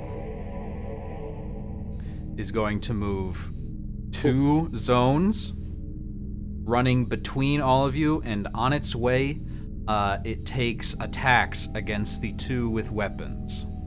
So, Bev and the Iron Kid, please make avoid checks against this creature's melee attacks. All right. How big That's is what this you get for creature? having weapons. It bite me. Would my Uh, survival instinct count here? Pretty much got hit. No. For avoid Okay. checks, you needed to specifically say you get a Avoid. lower die on avoid checks. I'm Yeah, getting clipped. How Me big too. would you say this creature is? Just asking for a friend. No, Um, don't worry. Hard to tell. Smaller than a Oh. car, if that helps. Am I bigger than said creature? If that. It's It's bigger than about us, your but size. Give or take Yes! a couple feet. It's Let's bigger go. than us, Okay, but it's okay, I might smaller be than able a to- car. Okay, I might be able to. Nice. Okay. So what you're saying is it's bigger than a red box, but smaller than a car. Got it. Bigger than a red box, but smaller than a blue box. Gotta speak to you. Okay, that makes more sense. All right, what are your Well, it's avoid probably checks? a green bot. I rolled a 9. Hey, that's what I rolled. Ooh, wow. Both of you take a point of damage as this creature runs right between you, and you can feel it like a large stone just collides with your side, pinballing between the two of you before darting, trying to get further away from you and into the room that you just came out of, like it's trying to escape from something. Moving very fast, still too fast to get a good look at it. Next up in initiative is you, Corvus. It is in the quickly, zone behind you. Can you just quickly repeat how much health did I lose on that one? Just One. one. Okay, thank you. Corvus will pull out their chain that they just had in their coat. I can move here, right? Yes, that would be your movement to move into an adjacent zone. And then I want to attack them. All right, Use- go ahead and make your attack roll versus its defense stat. Alright, let me double check. I can use a d8 because I have melee weapon training. Cool. Okay, where's a d8? There it is. Oh, I got a 7. That is a failed check, so you get 1 effort point back, but you don't deal any damage. As your chain whooshes through the air, it just sparks against the walls. This space is more enclosed than you're used to when wielding this thing. And the creature continues to have its back to you. It climbs up on the circular side of the wall, trying to run away. You're getting a better look at it now. It is green, fast, 4 legs, you think. It either has wings or ears or something that stretch all the way down its side, and its face has 2 eyes and a gnashing maw of teeth and tentacles sticking out of it. Vaguely green, almost. It doesn't really have hands or feet or limbs like that. It's almost like plant-like. Like its wings/ears look like petals or leaves. And its limbs look like the stalks, green stalks or woody branches. Next up is Bev. These idiot doctors. Okay, so given that our doctors decided to just get up and close, she's just gonna let go of the big gun, did let it go automatically to her back, and she's gonna grab her pistol while moving. And then she's gonna shoot the thing with her pistol. So as you just let go of the gun, your suit automatically puts it back in your back, and you go to your hip and you pull out your pistol. Go ahead and make your attack roll. I rolled a 4. And a 4 is a hit. You know that your bullet made contact. And as a piece of it flies off and lands on the ground in front of you, it sort of and continues running away from you. Next up is Dr. Cultures, who is in melee with it. Okay, so I want to... is there anything that's like sticking out of the ceiling or the walls that I could try to hide behind? Yes, but not big enough for you to hide behind. There's no like large pillars in here. These circular tunnels are very plain. They don't have like any obstructions in them. Okay. Then I'm going to she's just gonna lash out, just very scared and almost a knee-jerk reaction, and she's going to use her unarmed attack to try and hit it. Go ahead and roll your attack. Question, you said that they were 10 feet. Is that diameter or radius? That is radius. So it's a total of 20 feet across, 15 to 20 feet across, one zone wide. Okay, so my question is that couldn't the mantis-like doctor scurry up to the ceiling of the tunnel and get away from the beast? It's one zone wide, so you'd have to go either further back or forward in the tunnel to get away from it. Okay, I was just curious. Yep. Can Carry you attack and then move? Yes. Yeah. Okay, so I rolled a 3. That is a hit. Great. And then I have a talent where I can do stuff if its health goes down to 1 remaining health point after I hit it. So that's probably not now because we've only hit it twice. But if that happens on my turn, please do let me know because I want to bite its head off. And then seeing that I actually made contact with this thing, I get scared and I'm gonna bolt backwards toward the kid. And I'm just gonna try and just scoot. All right, so you move 1 zone backwards, and it moves on to. I have it written down here as TIK, so Tick, your turn.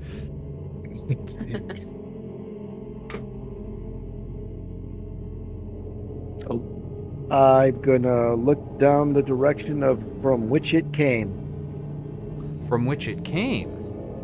You can see a small room with a grate in the ground.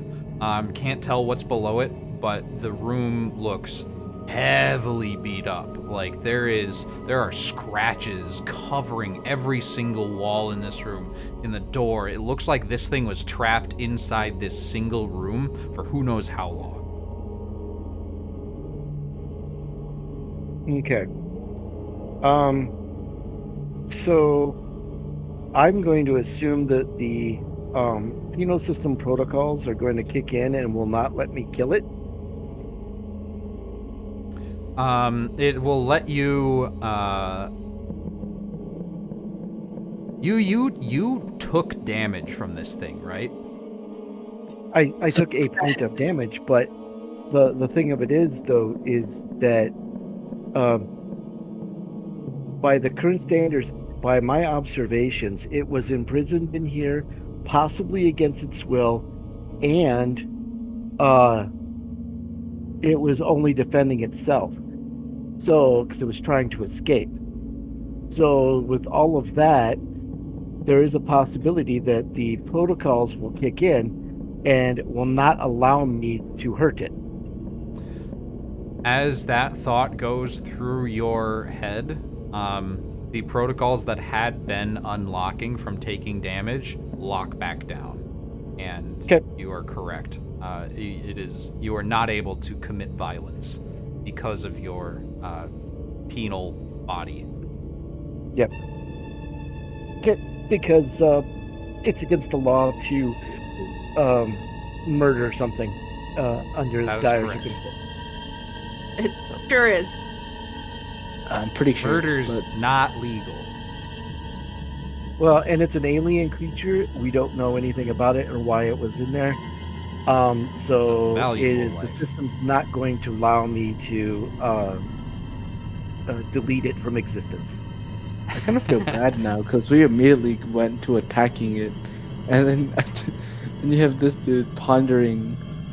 Well, I'm over here trying to kill it. Ironically, the prisoner is the one that is thinking about whether or not you should do violence. You do still have an action after you move into this room. Do you have anything you'd like to use it for?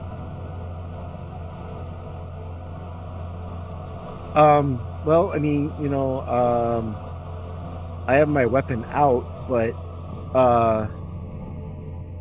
I don't see any obvious threat, so I'm just going to move into the room and take a quick look around to see if there's another threat. And then hold my action until such time as needed. All right. Go ahead and make a check then. It's an observation check. Yep. 2. With a 2, you can hear more scratching. And another from beyond this door. From the other side of the door? Yeah. Okay. Alrighty then. That is the end of your turn. Back to the top I of can initiative. understand why Bev would want to attack. Back to the top of I can initiative. understand why Bev would want to open up on something, but the doctors, that seems a little... Yep, it's Yeah. a little very confusing thing. Knee-jerk reaction. I was scared. Self-defense. This thing attaches to the ceiling with 2 of its appendages and hangs down and opens up its ear wings. Suddenly, you can see this horrifying visage in front of you. Teeth and eyes and weird plant tendrils reaching out towards you as it... I need Bev, Dr. Corvus, and Dr. Cultures to all make avoid checks. Okay, that'd just be a D10 or Yep. D12. Hmm. Okay. 3. This is an attack? This is technically an attack. Okay. Well, no, this is not an attack, actually. It is an action. An ability. Would this is this something that maybe my condition make me avoid fear for? Or is this like Yes, gonna hurt me? I think training kicking in might apply here, so you can go ahead and use the lower Okay. die. I got a 3. Thank you. Got a 4. I also got a 3. Wow. You all succeed as this thing attempts to frighten you.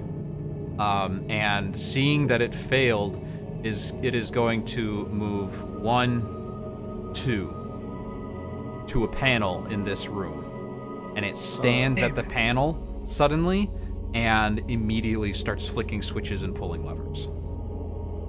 Okay, so it's The know what door it's was doing. Oh yeah, I thought the door closed behind us. Or am I? No, the only door that has closed so far is the one that you went through initially. The one that is blocking Okay, you off okay. from your ship. Alright, that's its turn. Corvus, you're next. I guess probably chase it. Alright, you can move one zone. It is Yeah. significantly faster than you. I don't think I can do anything because all my things are melee. You can move again as your action. But do I want to do that? There is a difference. Could You I? don't want to move up there and see what he's doing? He's like, hey, what are you doing? Ask him the questions? Yeah. Can I roll to like see if I can interpret what he's trying to do? Ooh, yeah. Go ahead. All right. What would I roll? D10. Yeah, a D10 for this. All right. Oh, I got a 9. You have no clue. It's an alien ship being piloted or something by an alien. You are so far out of your depth here.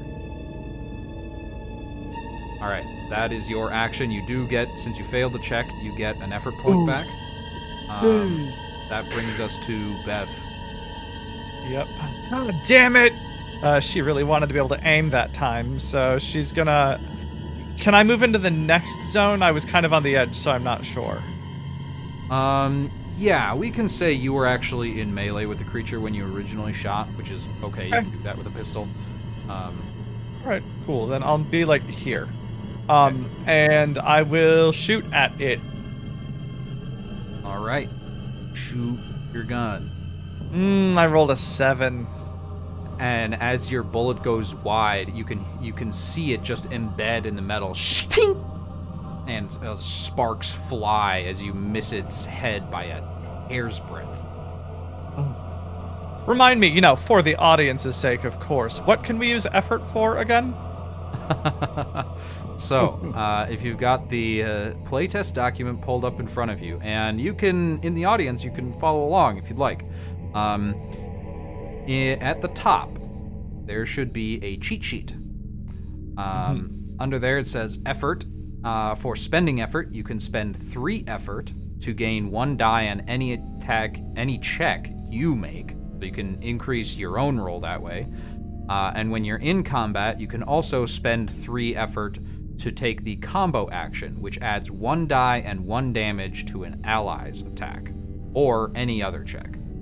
I forgot about combo. Okay. Thank you. And the cool thing is, combos stack.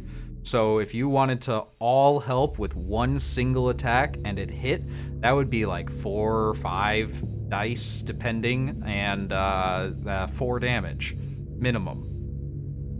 It would work really well with the 2 gun-toting crazies. You're over here considering the aliens' feelings.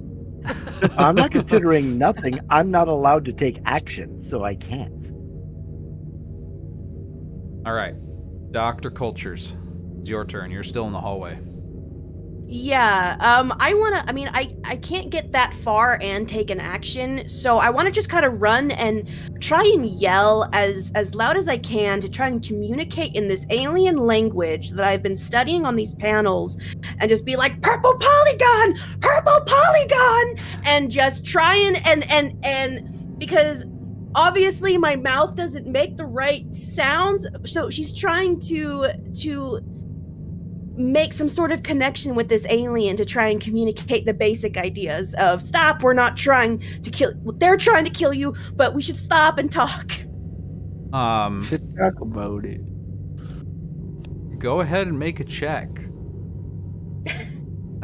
Uh, All I can say is make Okay. a check. It's your character stuff that tells you what you roll on this. Yeah, well, because like I have the alien translator, but That doesn't give you a bonus That's to the just- die. It just yeah, makes that's something like this not a- possible in the first place. I mean, could I help them? I Okay. could probably like conjure, I could probably like try to help. since I'm Could, but close that to would it. that would require an action in a combo. Because rules as written right now, you can only use help right. outside of combat. That might change in the future, but that's how it is right now. So I have to use all look 3 over of my my effort? shoulder at purple polygon. What? I rolled a 2, screaming purple polygon at the top of my lungs, trying to communicate with Or this beastie. equivalent. All right, just screaming, purple polygon, purple polygon! You can see, you have no idea what happens actually, but Dr. Corvus and Bev, you can see the plant-like alien look up for a second, and then look down and continue hitting levers and buttons. Dr. No Clover should idea if probably it worked or not. Write down purple polygon.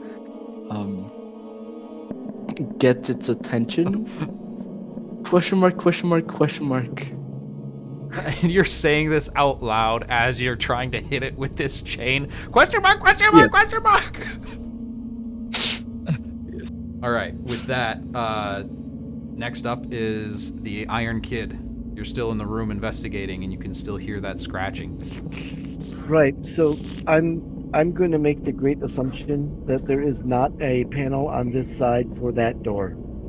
That is a good assumption. Okay. And let's see here.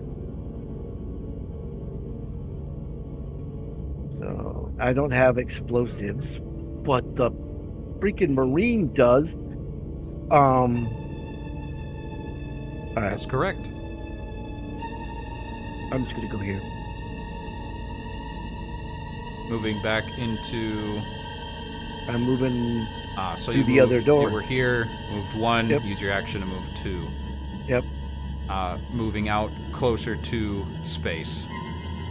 Well, because I want to see what's going on down here, and of course I'm magnetized to the deck plating, so I'm not going to fly off into space. Mm-hmm. But according to the map, there's a door here, and I want to go see if there's a panel on the outside here, so I can shoot at it. The plant creature is going to take a break from its buttons and levers and move here behind you, lash out at both of you with whip-like tendrils. Both of you please make avoid checks. Dr. Corvus and Bev. Okay, you got it. So it took a break to smack us in the face. Yep. Ugh. Whoops, To be fair, Bev did shoot at it. Twice. I did not roll the dice that I meant to roll. 3 again. Okay, I guess it's either 3 and or fail. So that's all I'm getting. 3 is a success. 7. 7 is not. Bev takes another hit to the hamstring. And the creature is going to move back here and continue hitting buttons and levers. And at this point, the entire ship starts to flash red, and you can hear a bah, bah, bah, bah, as a Red deep alert? alarm Red alert? starts Red going alert? off. Red alert. Okay, guys, maybe we should try red decahedron. Maybe that we get some sort of reaction. Orvis, Yeah, you're random up. colors and shapes. Oh, it's my turn, isn't it? Yes, it is.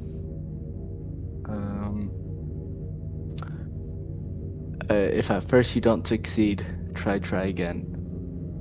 I want to hit it again with my chain.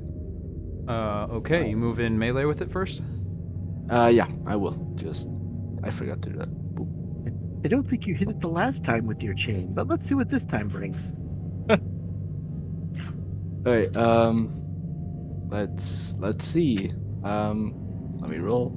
A 2! Please tell me that hits. A Please. 2 definitely hits. You deal a point of damage to this thing, and I believe something else from the chain, correct? Yeah. If it's the same size as me or smaller, it is trapped. Yes, And then it is has to also use a it. medium creature, so it is trapped. Yay. All wrapped let up in me- this chain, suddenly much less effective at hitting those buttons and levers, but the alarm still blares. Wah, wah, wah. It has to use its combat action to escape, and then it takes 1 point of damage. All right. Next up is Bev. Yes. I'm going to aim and shoot. You do that. Blam! I rolled a 4. A 4 hits. Takes another point of damage. Excellent. And you can still move, but Dr. Cultures, it is your turn. I cannot still move because aiming takes up my move action. That's right. I'm going to run forward so that it can see me, and I'm going to try and use hand signals this time because I have 6 limbs, and I think that will come in handy. And I'm going to using the knowledge that I'm gaining from these interactions and these panels, I want to try yelling out "circle over crescent moon." Trying to communicate with this thing using symbols that it might recognize. No Check for it. Oh my gosh, come And on. the pun was totally worth it too. That you probably didn't even realize you made. I didn't. What did I do that I didn't realize I did? That was awesome. I also have no clue. Okay, I have 6 limbs, and that's very handy. Oh my god. Ow. Come on now. Doesn't have hands, so I didn't put it together. I rolled an 8. An Oof. 8. It's just yelling Yeah. into your microphone. Into the Everyone void. else, you're just hearing screaming in your ears. Yeah, that tracks. Next up is the Iron Kid. Right? Is there a panel on this door? On this one right here? Yep. Yes, there is. Good. I'm gonna shoot it. You shoot it. I'm not even going to make you roll for it. That is your action, though. You shoot the panel, and the door opens. Okay. Next up Anything inside? is the plant. Yeah, it appears to be a wreck inside, but that's all you get right now. Okay. Next up is the plant, who is going to, let's see, while it is wrapped up in its chain, can it still attack? It has to use its combat action to escape. What if it doesn't want to escape?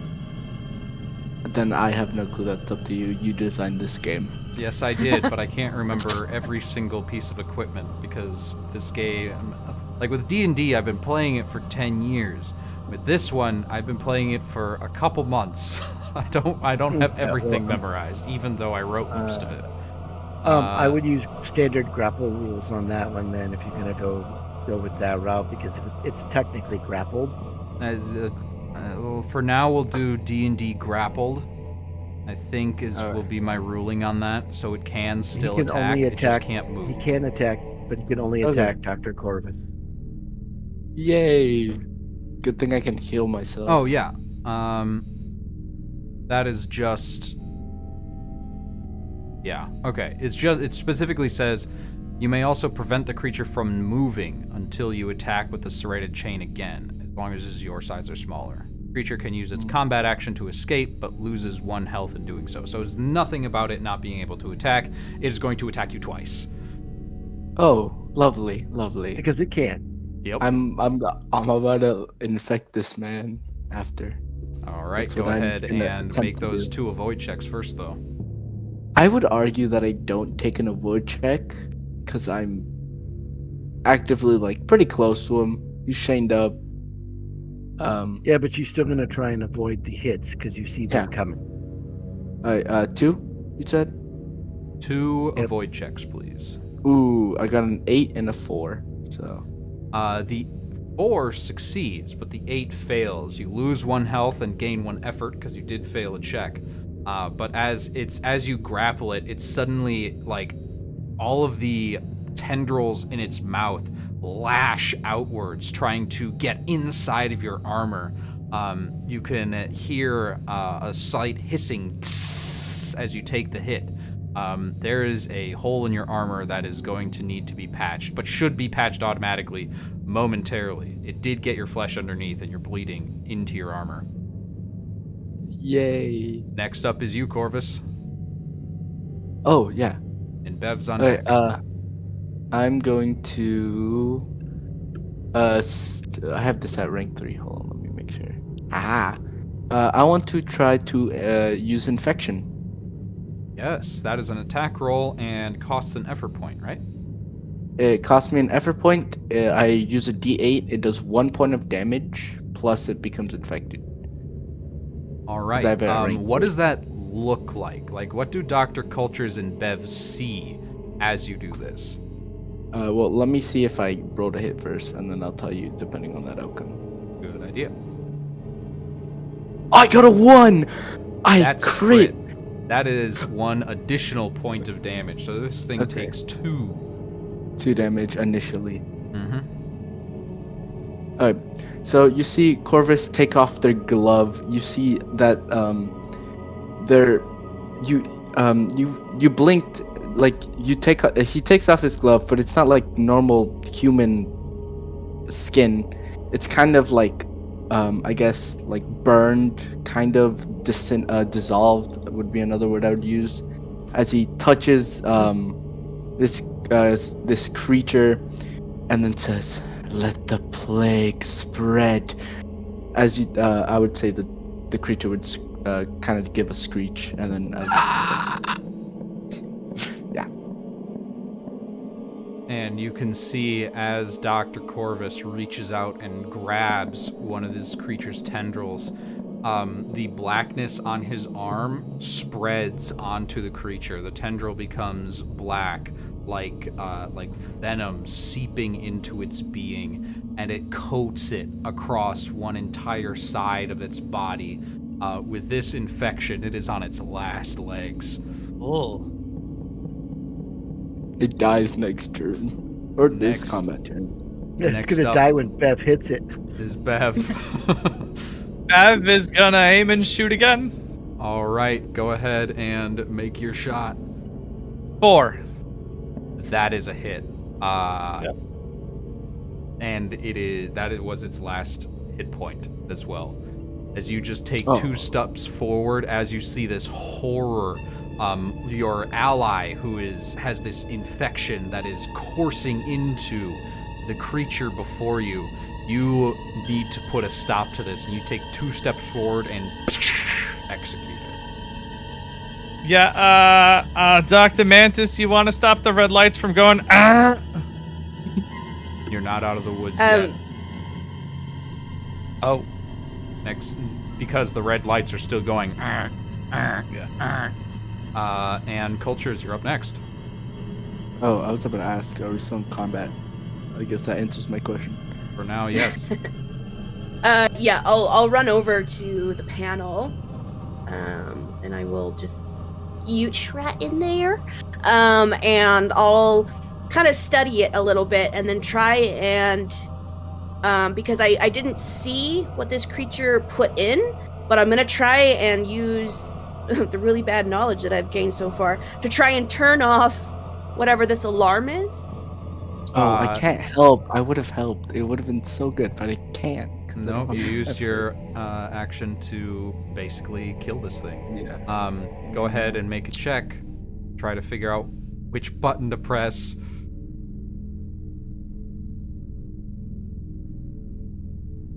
Ooh, with a 2. I've been rolling lots of 2s. Even with a 2, that's not enough. There is no knowledge about this that you have. It is random buttons and switches. You flick one, arm's still going. You flick another, it's still going. The ship now, you can hear, begins to warp slightly. The creaking as it creaks beneath your feet. You can feel it. The vibrations go through the floor into you as it feels like it's about to get ripped into parts again. Let's find our way back to the ship. Now! And Bev's gonna book it up the hallway and try a door. She doesn't give a We shit are which going to one. call it out of combat, but first I want to know what the Iron Kid is doing. Oh, Is yeah. there a this- panel on this interior door up from the doors that I'm open? I'm looking. I see there's a panel on that door. Yes, there is a panel on this side as well. Okay. Well, that's unusual from what we've done so far. So I'm going to shoot that panel out. The door opens. And These it's two. another darkened hallway. Are both open. Okay, so that's another darkened hallway. Yep. All you So- see is what your light from your helmet illuminates. Right. Or you don't have a Um, helmet. Your light I from your don't need eyes illuminates. Yep, light from my eyes. So I could either go this way and try and go around, or I could go this way and see if there's a panel either here or here. But I don't want to open this door down here, because there possibly is another creature in there, because of the scratching and stuff. So I could either try to go through this door, or I could just circumvent it. But I think this is a solid wall here. You can climb on the outside of the ship. Yeah, You I could don't shoot know. the door. I don't think that my safety protocols will allow for that. So it might, but I'm not going to push it because I only gamble with my money, not my life. All right, so I would just move here. Well, I would move into this hallway for out of combat. All right, that works. Actually, no, you can only move one zone because you shot this turn. Right. So now that we're out of combat, that would end the combat. Oh, right, round by right. That action. you're so you're going to move into the hallway because we're out of combat. So you move into there. What are the rest of you doing? I'm going to unravel, I guess, the chain that was on the creature, and then tell Dr. Cultures, "Oh, I've brought you a gift." As he kind of chuckles, pointing to the dead alien creature thing. You might want to put your glove back on. Oh, I forgot. Um, I forgot the thing and- was still going. You said that this thing was a plant creature? It appears plant-like. Like that's the kind of consistency it has when you see the parts get blown off of it. It looks like wood fibers or fibers from some sort of stalk of a flower. It doesn't look like flesh. It's not bleeding. Okay. Yeah. I'm gonna grab onto it and I'm gonna drag it with us as we escape. All right. Okay. Rust Bucket, where are you? I'm in the hallway. Ping us your location. We're gonna come find you. Ping. And Ping. the ping appears on the heads-up display on your helmet. Okay, great. So Bev's gonna find out. Come on, doctors, stay behind me. What's down there? You don't want to go down there. That's probably another creature in that room there. Any buttons on this door? On this door right here. To the north, You do see another panel. Oh. You want the honors, Bev? I've been shooting doors all day. Sure, she'll shoot the panel out. The door opens, and amidst all this noise, now the air inside here just gets sucked out into your room, and this blast of wind pushes you back slightly. You can now see in here. Okay. And my coat blows in the wind because I don't move. And to remind me, so if we go north one zone and then east one zone, we're back in the big hangar where our ship is, right? This is the hangar. Okay. Then I'm going to move north, clear the area, make sure there's nothing I need to murder. No murderables. Cool. Is there a panel to shoot out to open the door? Yes, there is. Blast. The door opens up, and all of you move into the hangar. And I'm going to clear the hangar before we run. The hangar... actually, I'm going to make you make a check for this one. Mm-hmm. Ooh. I don't like that, but I love it. 5. 5.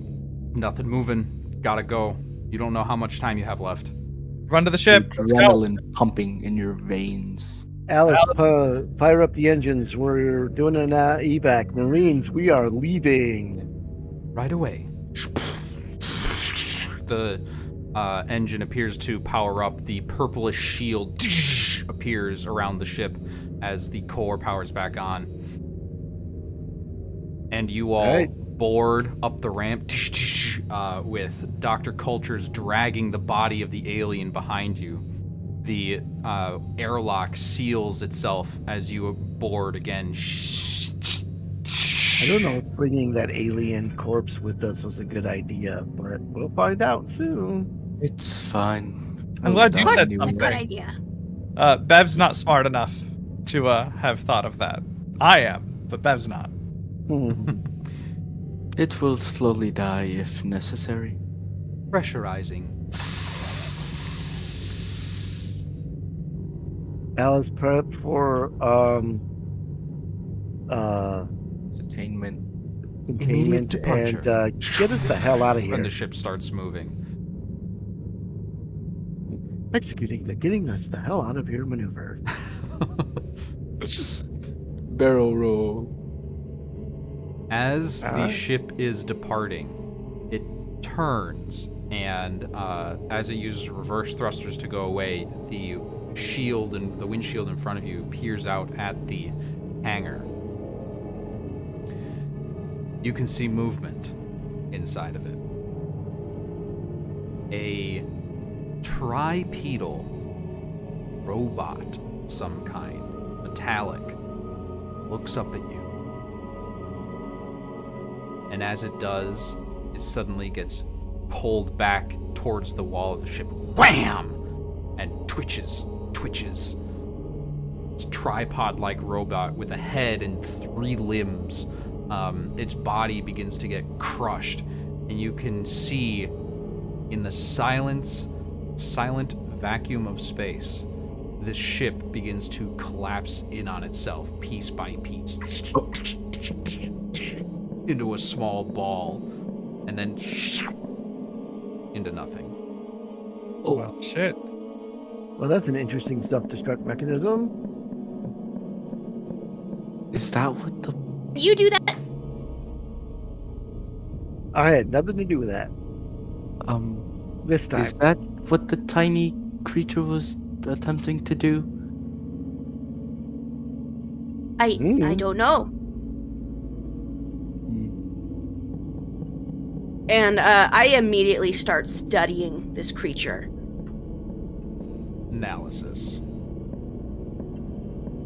That creature needs to be destroyed because it's Okay, going to be a problem. could be. Any checks that require vision? I have to use a D12. I just remembered that. So, if yeah, this is that an eyesight? if this is an observational check, which it Oh, is. I can help. I can help observe. I will Okay. do that just Yeah. because. Definitely a helpable action right there. That's And I another just kinda, effort like- point. I just kind of like pick around the gross infected parts, like, Dwarf S, you're destroying my samples, and just kind of like picking around it. So that's 2. It was a dire situation. I hope ooh. you can understand. There is a With the help, slight I medical bay, like a fold down examination table that you've been able to put this body on. It still takes up a lot of room inside your ship, but it makes examining it much easier. it's just a baby changing table. Pretty much, yeah. I rolled a 1 and a 4. I helped. Wow. You did. A 1 on a D12. Amazing. I just like get my hand like inside it and just It start has like been pulling known- stuff out. It has Is been it known. gonna wear to happen. gloves? The Well, cells to be fair, on she's this probably going to creature eat it. are very strange. They're not like typical plant cells, which tend to have cell walls and a membrane inside of it, or like animal cells, which don't have walls and have a membrane. These have a threefold barrier within them. So whatever this is, at the molecular and cellular level, it's very tough. Still can't determine whether or not it's plant flesh or animal flesh or bacteria, or it's very hard to classify this by generic and established human classifications. I have an observation. Oh, Sure. you can go It first. was operating in a airless space. 'Cause there was no atmosphere that we could use. We don't know if there was a containment field or atmosphere on the ship, but I don't know things like that. But as far as I know, that it was acting in airless space and did not float away. Yeah, Oh, and so did we. It was? Yeah. I was Where'd you magnetically Where did you connected to get the your deck. PhD? I got it in the School of Hard Knocks. Oh, yeah. That's a great school.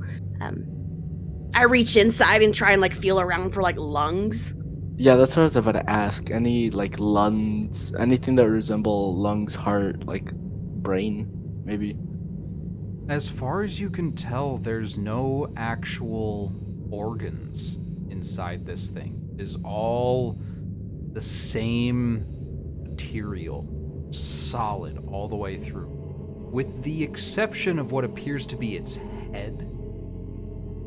As you cut that open, you find something that looks somewhat like a brain. There is a protective casing around something that is softer than the rest of the body. And you start looking at the cells inside that, and they look exactly like neurons. So I sit down in one of the pilot's chairs, kick my feet up onto the control panel, and proceed to clean my long arm. Any of the cells in this creature repairing itself? Oh, Is that something that I can determine? With a 1, you determine with certainty this creature is dead and it's stained. Yes. Good. I had backup measures just in case, but we're fine. Yeah, that tends to happen when you remove the brain from the body. Usually. Not always, of course, but usually. So the ugly thing is dead? Yes. That's what we believe, at least. Okay.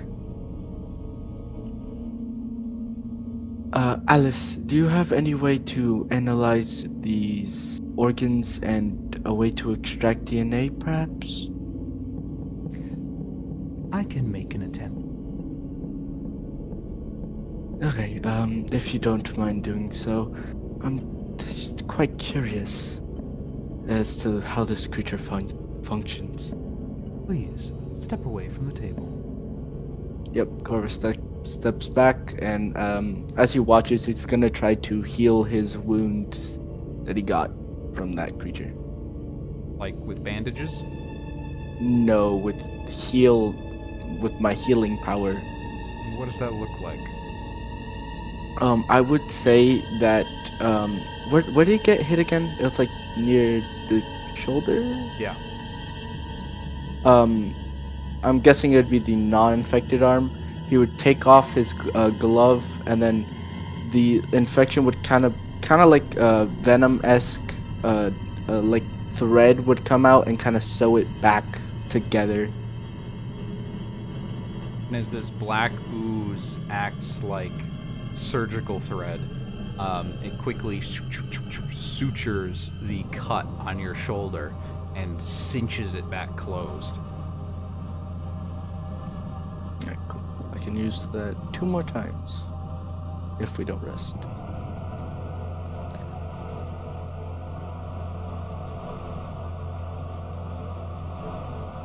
Analysis complete.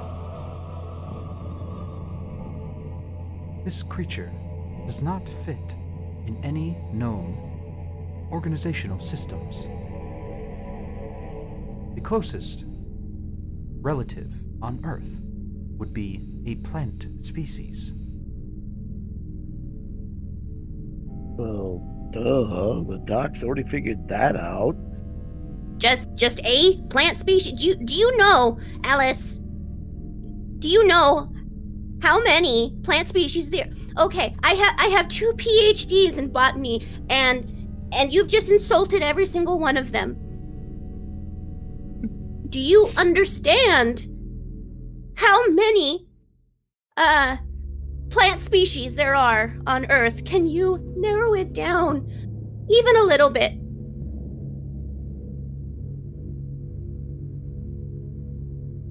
No. As you have observed, Dr. Cultures, this alien has cells with 3 walls. No known species has 3 cell walls.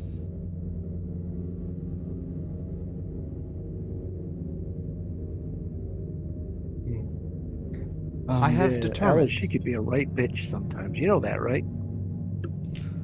I have determined with newly developed technologies through magic this creature's final thoughts.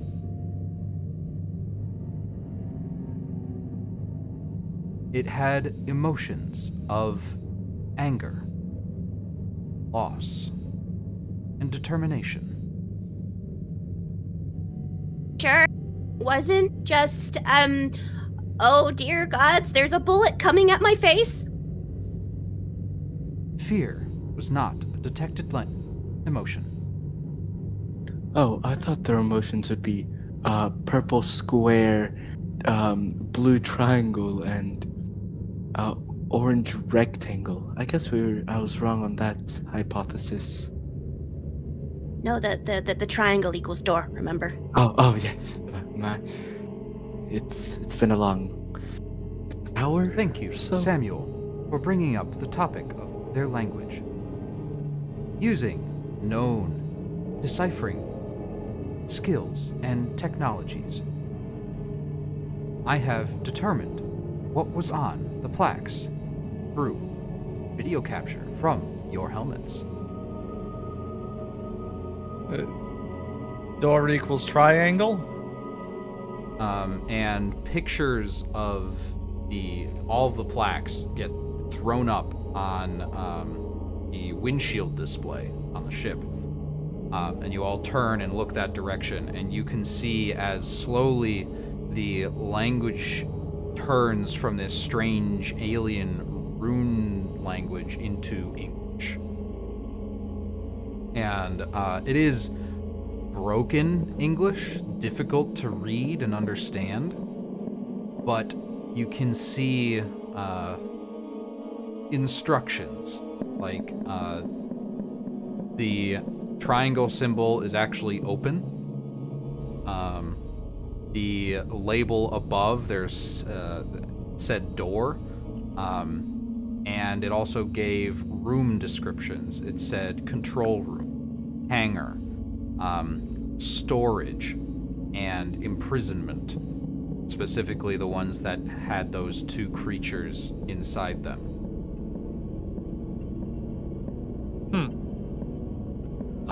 Were there any plaques on like the levers and buttons that the alien was pressing and doing with whatever they were doing with it? Yes. I will throw those up now. And you can see instructions with mostly words you don't understand. There is allusions to... You can see some keywords that you recognize from friends who talk nonstop about quantum physics. You can see... I hate those guys. Yeah, they were the worst. You never listened to them, and now you wish you had. There is a lot of instruction, and you still, again, Dr. Cultures recognize it as a code-like language. In the structuring of this language, seeing the ship was helpful. I have determined that this ship did not belong to these plant creatures.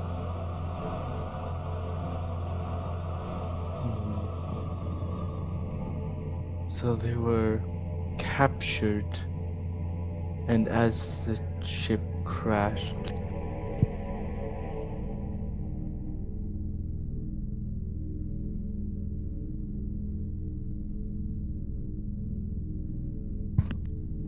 that's quite fascinating. And then you just see kind of Corvus mumble as the speech to text thing kind of just fills up with theories. Yeah. Possible theories about what this could be.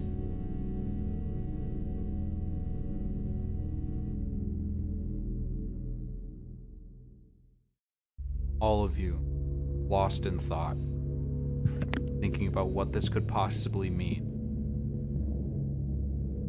And suddenly, the purplish teal glow around the ship turns red. Alice What does that mean?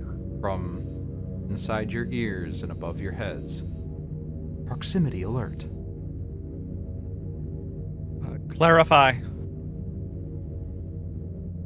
Unable.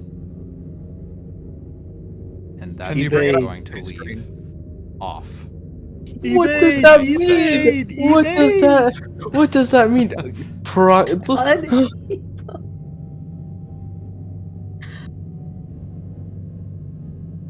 Alice, you have one job on this ship. One job. Bitch. What a bitch. One job. One shot. You can't even tell us Alice, what's you coming suck. towards us. You suck, Alice. So hard. This was fun. Oh yeah, I had a good I time. quite enjoyed that. Yeah, nobody anticipated my penal system protocols kicking in. That was Nope. Awesome. No one Just think I'll just go this anticipated. way then. I can't do anything. No one anticipated that blue triangle did not equal door. It Right? equaled Biggest open. loop of the whole Like, whole I session. can't believe. I feel like I've been lied to.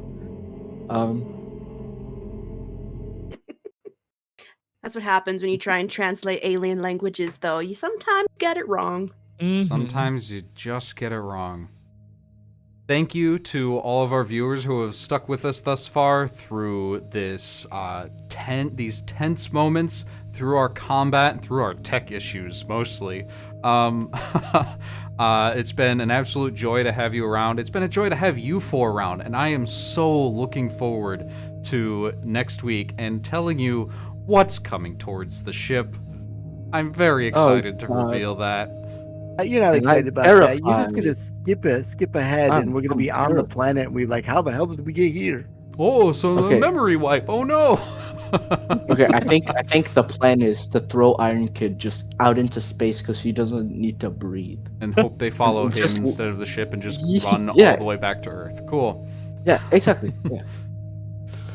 Only plan. Thanks, I guess. All right. Thank you again, everybody. I hope you all have a wonderful night. And remember, everything is going to be okay. Mm-hmm.